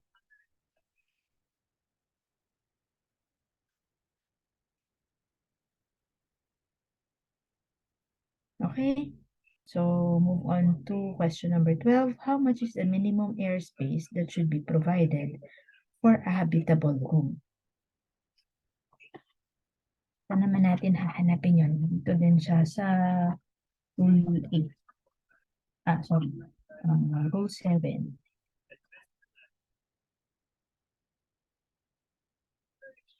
Or Rule 8. Wait lang, check natin. Minimum airspace. Okay, nasa page 143 siya of 255.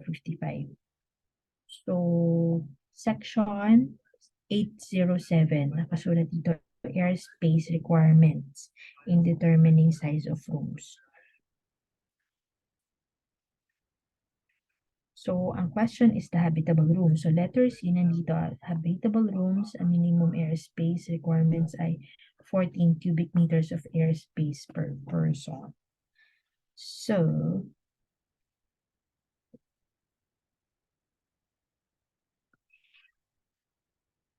the answer is letter D.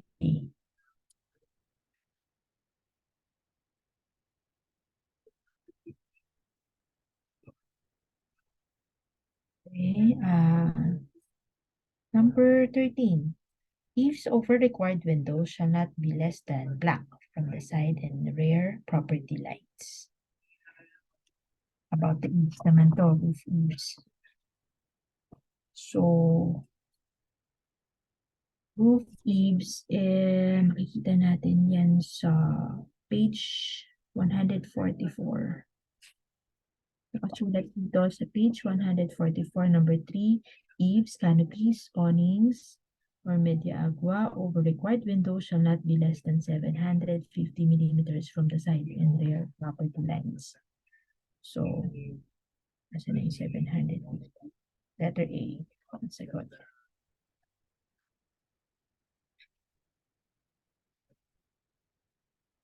Okay. So, next.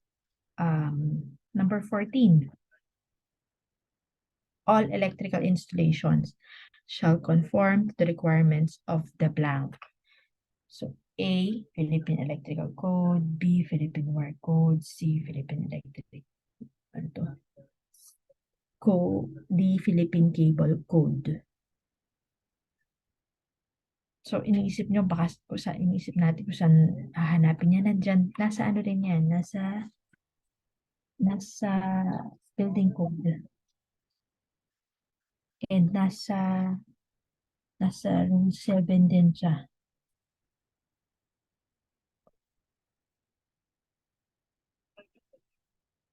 The rule 7, page 118, nandito din siya nakasulat, the electrical requirements. All electrical installations shall conform to the requirements of Philippine Electrical Code. So, the answer is letter A.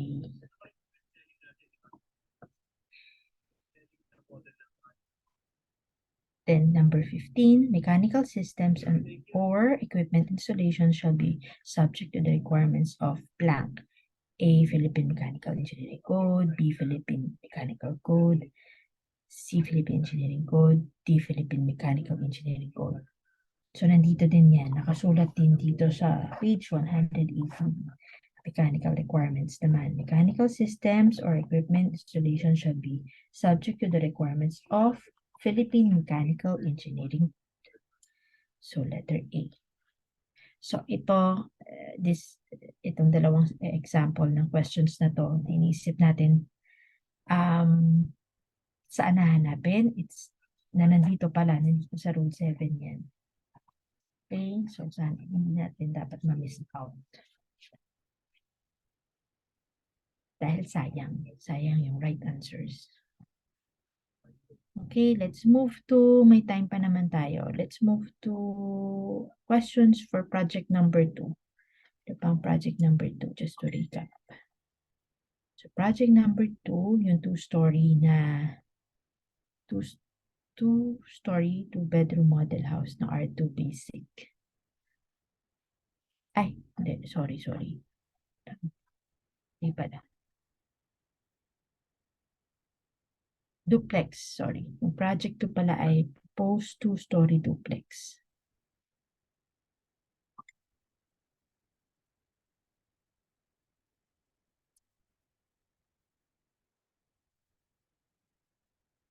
Okay. So question 1 sa project 2. What is the AMBF of the project? So yan, balik tayo. AMBF, kung paano mag-input ng AMBF. Ang AMBF ay TLA minus setbacks. And found sa page 137.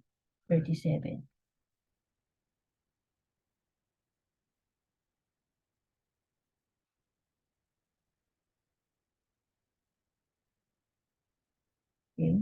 So, paano natin zooming? So, meron na tayo. Yung residential use and occupancy. So, meron na tayong data na binigay na R2 basic. So, kukunin ulit natin yung mga setbacks niya. Ano ang setbacks sa front? Meters. So, ito, I advise i-layout nyo to para makikita nyo kung diba nag-layout tayo ng site. So, every time na napagkabasa nyo ng problem, the next step is isulat nyo lahat ng datas, i-layout nyo ang site, and then if kukunin ng AMBF, para hindi kayo malito, i-drawing nyo din. So, from the front, may setback daw na 3 meters. So, So mag-setback kayo na 3 meters. And then from the side, meron daw 2 meters.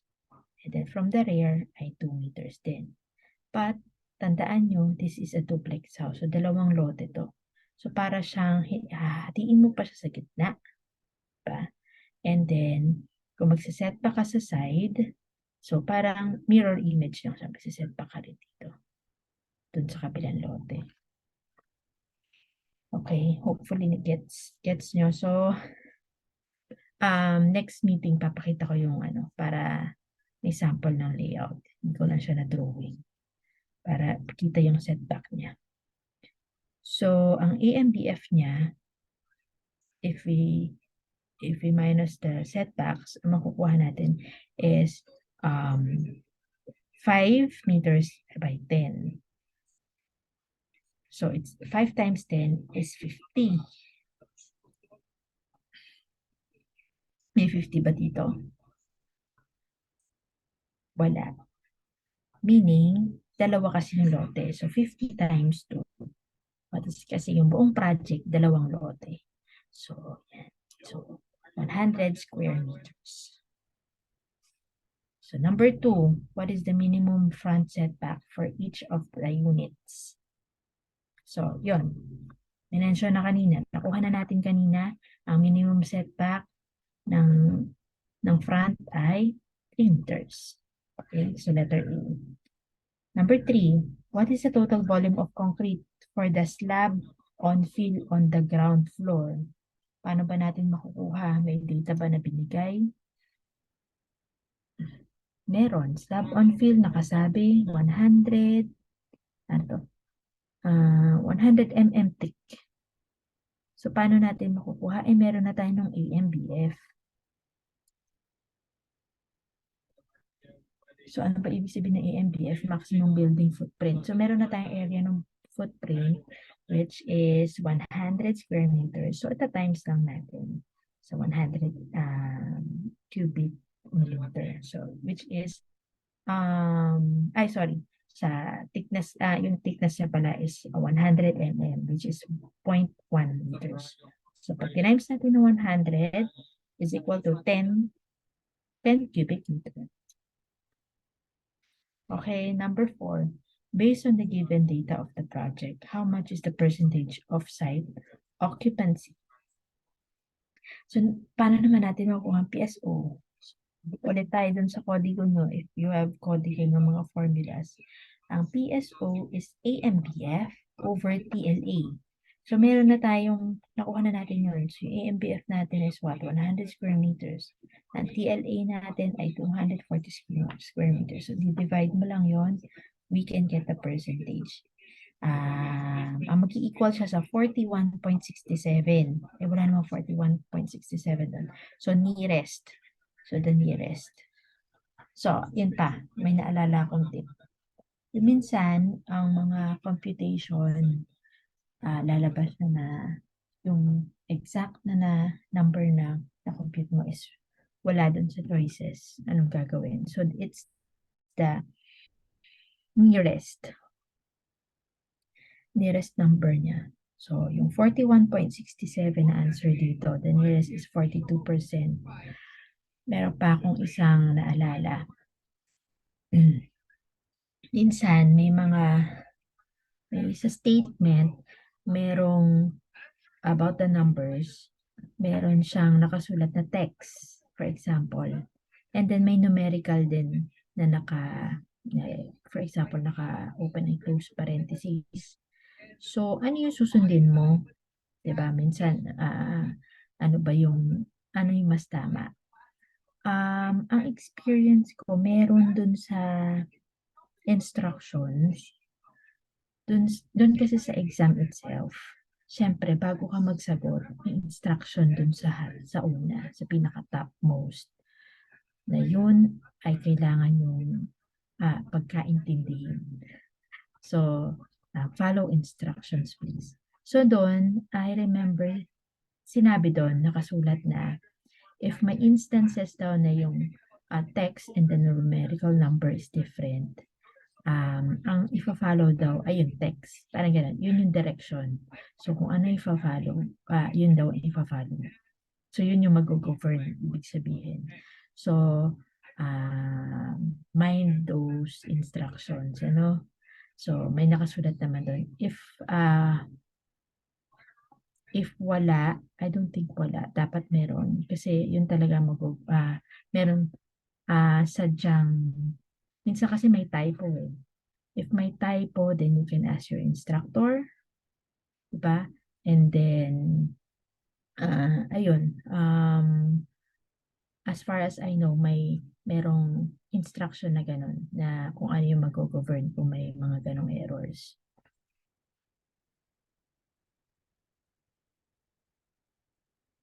Okay, so let's move on sa question number 5.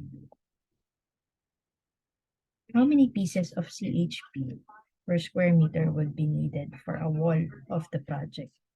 So ito, may mga sumisingit na question na ganyan. This is like estimate, kumbaga. So ilan daw pang CHP per square meter would be needed for the wall of the project? So hindi naman sa mga question na ganito, huwag ka din kayong mabibigla. Parang, bibilangan ko yung CHP dun sa project.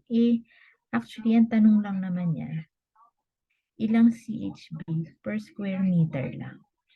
So, hindi niya tinanong yung buong wall ng project. So, yung per square meter. So, what you need to do is kukunin nyo at least alam yung size, standard size ng CHP. Diba? Standard size ng CHP.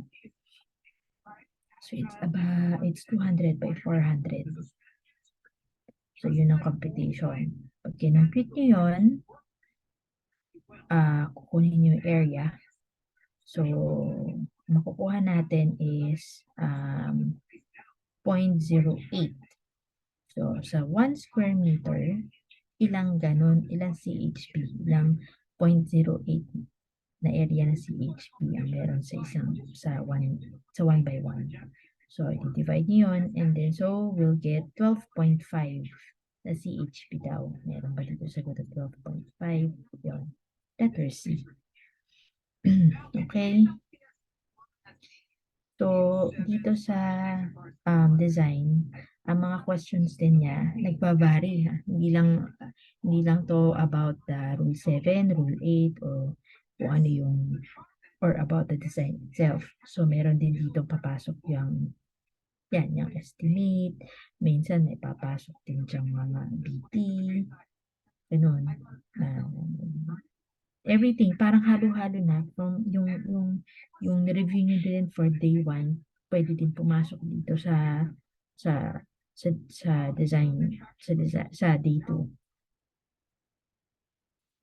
Okay, so let's move on to question number 6. How many 600 mm by 600 mm monolithic tiles would be used for the foyer? Yun. So, paano natin makukuha? May size naman na binigay, pero paano binigay ba ang area ng foyer? So, binigay naman siya.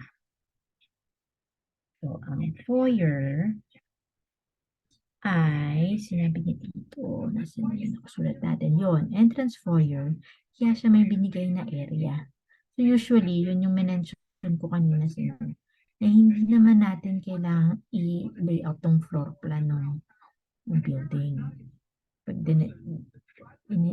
binigay niya yung mga areas, pero may specific lang siya na area na may information. Katulad nitong entrance foyer. Na usually because may question about dito. So, this is one of the sample, yung number 6. Pinapakuha niya kung ilang tiles dun sa area na nun. So, yung 2 times 2.5 is 5 square meters. So, may 5 square meters tayong foyer. And, anong area ng 600 mm by 600 ay 0.36 square meters. So, di-divide lang natin yun. What will we get? 13.88 pieces ang lumabas. So, ano ba yung nearest? So, the nearest is 16 pieces. Okay?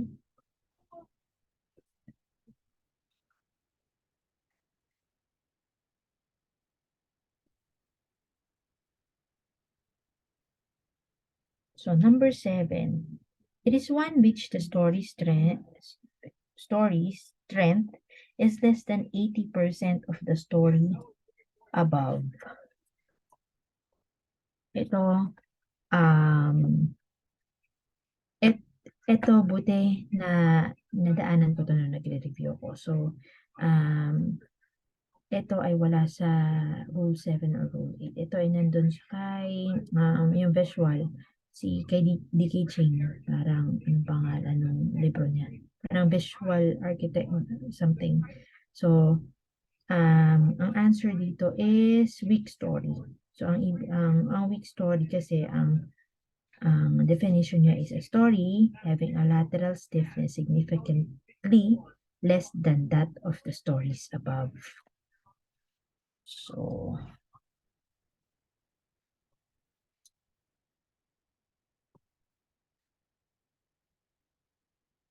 ayan, answer.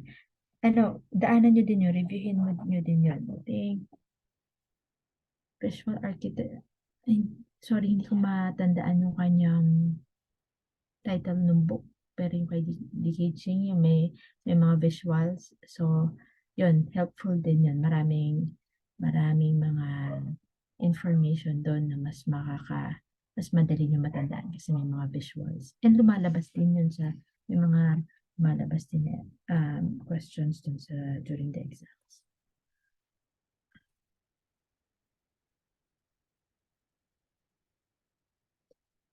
Okay, number 8. What is the nominal size for bar number 2? Ito na ba?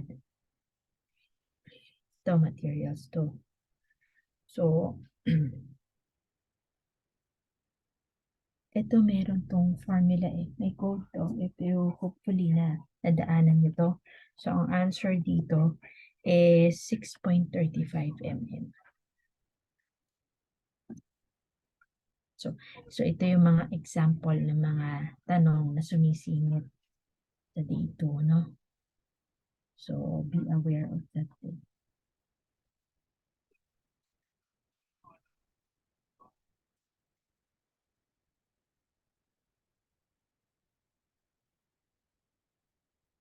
Okay. Number 9. If the second story does not use air conditioner, what will be the maximum ceiling height? So, ito, we can find the answer sa page 143 of Rule 8. Meron ditong about ceiling heights.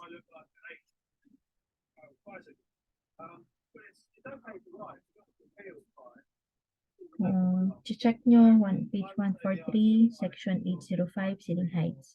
So, nakasulat dito sa number 1, habitable rooms provided with artificial ventilation shall have ceiling heights not less than 2.4. And then, provided for buildings of more than 1 story, the minimum ceiling height of the first story shall be 2.7 meters, and that for the second story, 2.4 meters. And the succeeding story shall have an obstructed typical headroom clearance less than 2.1 meters above the finished floor. Okay? So, and then nakalagay dito, above stated rooms with natural ventilation shall have ceiling heights of not less than 2.7. So, yun yung tanong ang tanong sa number 9 eh, if the second story does not have air conditioner, what will be the maximum ceiling height? So, this applies to that. Yung above stated rooms with natural vent ay hindi, ceiling heights of not less than 2.7 daw. So, answer ay maximum ceiling height ay 2.7.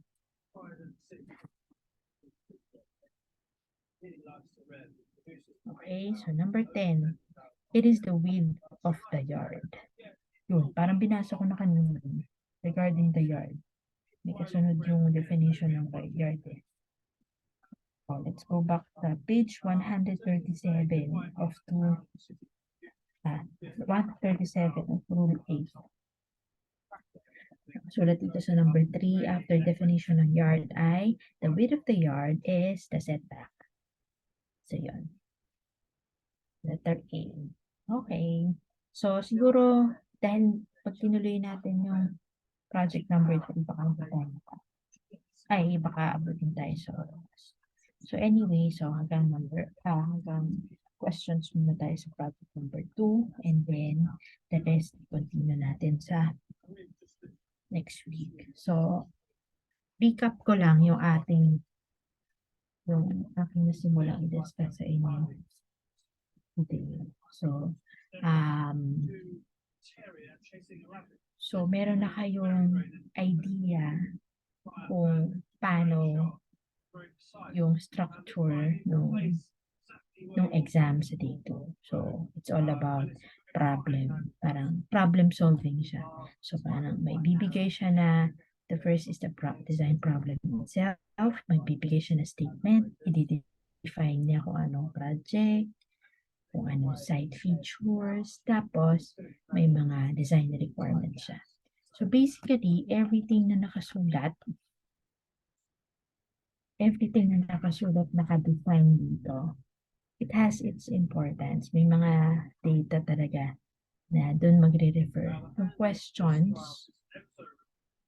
pag nagsagot kayo na questions referring to that project, important, itong mga data na to, mga information na yan ay connected siya. So, yung questions, magre-refer lagi siya doon sa kung anong binigyan na information. So, hindi kanya, parang, gusto ko lang sabihin na nandun yung sagot. Yung parang tatanungin, dapat mahanap mo lang o hindi ka malito. Minsan nakakalito yung question. Pero yung sagot is given na. Hahanapin mo na lang. It's either nandun na sa statement ng problem o hahanapin mo doon sa Rule 7 or Rule 8. Napakaraming yun nga, katulad na sabi ko kanina, it's like more than 50%. Pinahanap niya lang dito. Nandito lahat sa Rule 7 and Rule 8. Kaya napaka-importante. Huwag mo kalilimutan to sa exam. Okay? So parang for day 2, kung talagang, syempre, dapat karirin natin yung day 2 as what we do sa day 1. So, dapat alam na, parang hindi naman sa kabisado, pero alam mo kung anong laman ng Rule 7 and Rule 8. Para pag dumating yung questions, parang alam mo na, nandun yung sa Rule 7 and Rule 8, hahanapin ko for sure nandun. So, yung mga ganun bagay. Yun yung sayang kasi, na dapat huwag na natin palampasin na mabali. Dapat tama na yung sagot doon. Sayang yung points, no? Okay, so what else kung ano yung na-share ko kanina is how to save your time or how to maximize your time. So sa exam, after nyong basahin, pag binigay sa inyo yung questionnaires, kasi yung questionnaire na to, parang scratch lang ito. Pwede kayo magsagot dyan. Markahan niyo muna yung sagot. For example, yan, ganito. Markahan niyo muna yan. So, dito sa questionnaire, kasi may main answer sheet pa, di ba? Yung sinishadan. So, huwag muna kayong magsagot doon. Itabi niyo muna yon. So, itabi niyo ng ayos para hindi malukot or anything. So, dito muna kayo magsagot. Bigyan niyo yung time niyo sa afternoon, yung pahuli na. Siyempre, bigyan niyo yung time niyo na doon na lang kayo magmamarka doon sa pinaka main answer sheet. And reminder, huwag niyo naman bigyan na kumbaga 30 minutes niyo lang shadan yun kasi akala niyo ganun lang katilim mag-shade. Please no. At least 1 hour mag-alat kayo sa sarili niyo na mag-shade kasi hindi ganun kasimpleng mag-shade. Siyempre, dapat sure ka rin na hindi ka magkakamali. So, hindi kaya ang 30 minutes lang, okay? Dapat may 1 hour, at least more than 1 hour pa nga eh. 1 hour is the minimum. Nabigyan niyo mag-alat kayo na mag-shade lang kayo ng answer dun sa pinaka-main answer sheet. So anyway, so habang nagsasagot pa kayo, mamarkahan niyo yung inyong questionnaire. Tapos, yung mga isa pang tip pala is, for example, nag-answer kayo, may hindi kayo sure. Magmarkahan nyo din yung unsure kayo. Kunyari, I don't know, if star ang code nyo dun sa kailangan mo balikan, double check mo, sasagutan mo pa. So, yun, markahan nyo para hindi nyo na ulit iisa-isahin, para alam nyo na, may tanda na kung ano yung dapat yung balikan after para i-reviewin at i-double check kung hindi ka pa sure dun sa sagot. Okay. And then, what else? So,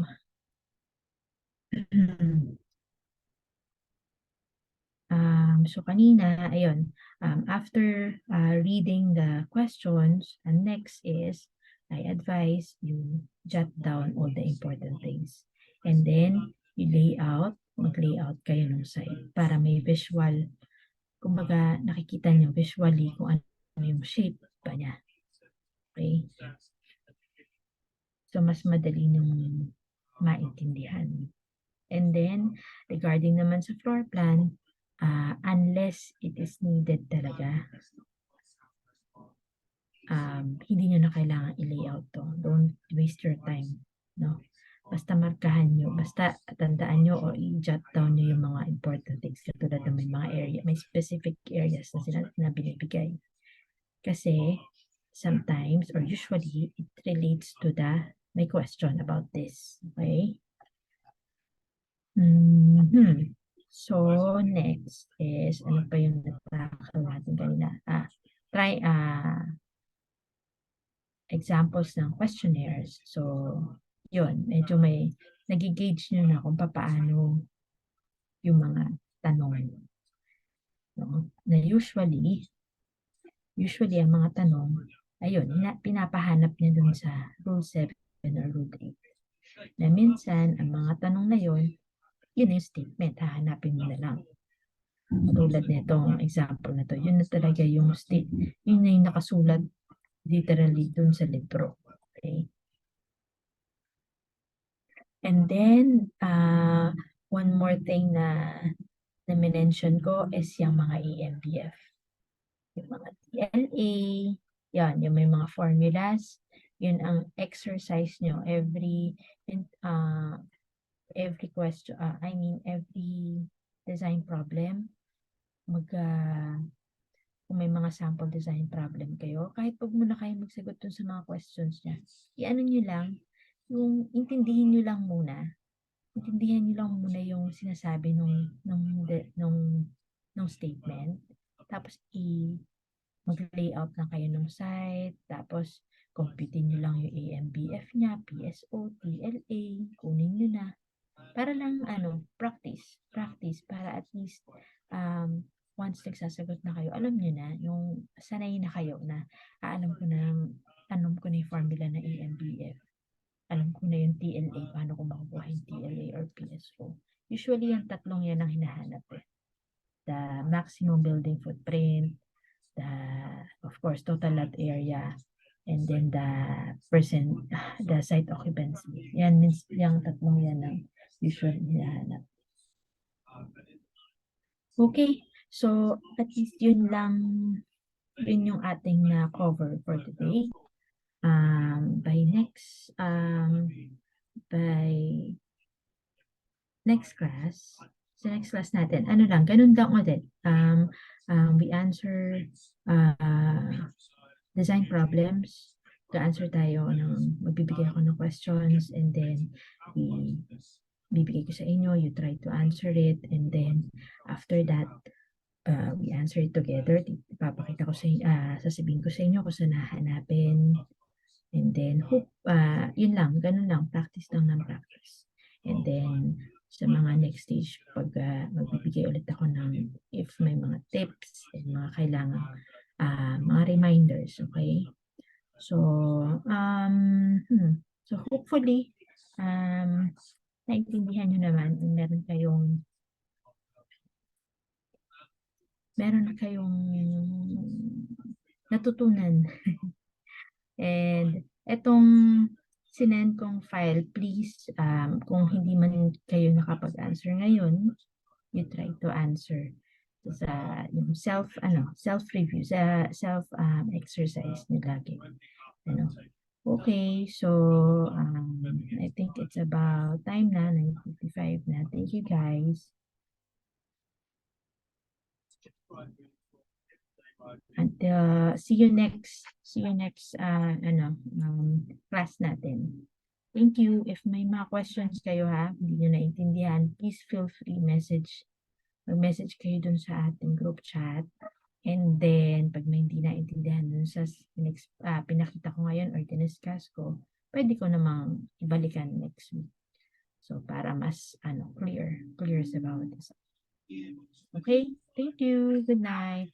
Thank you po, ma'am. Good night. Okay, thank you din. Good night. Yeah, ma'am.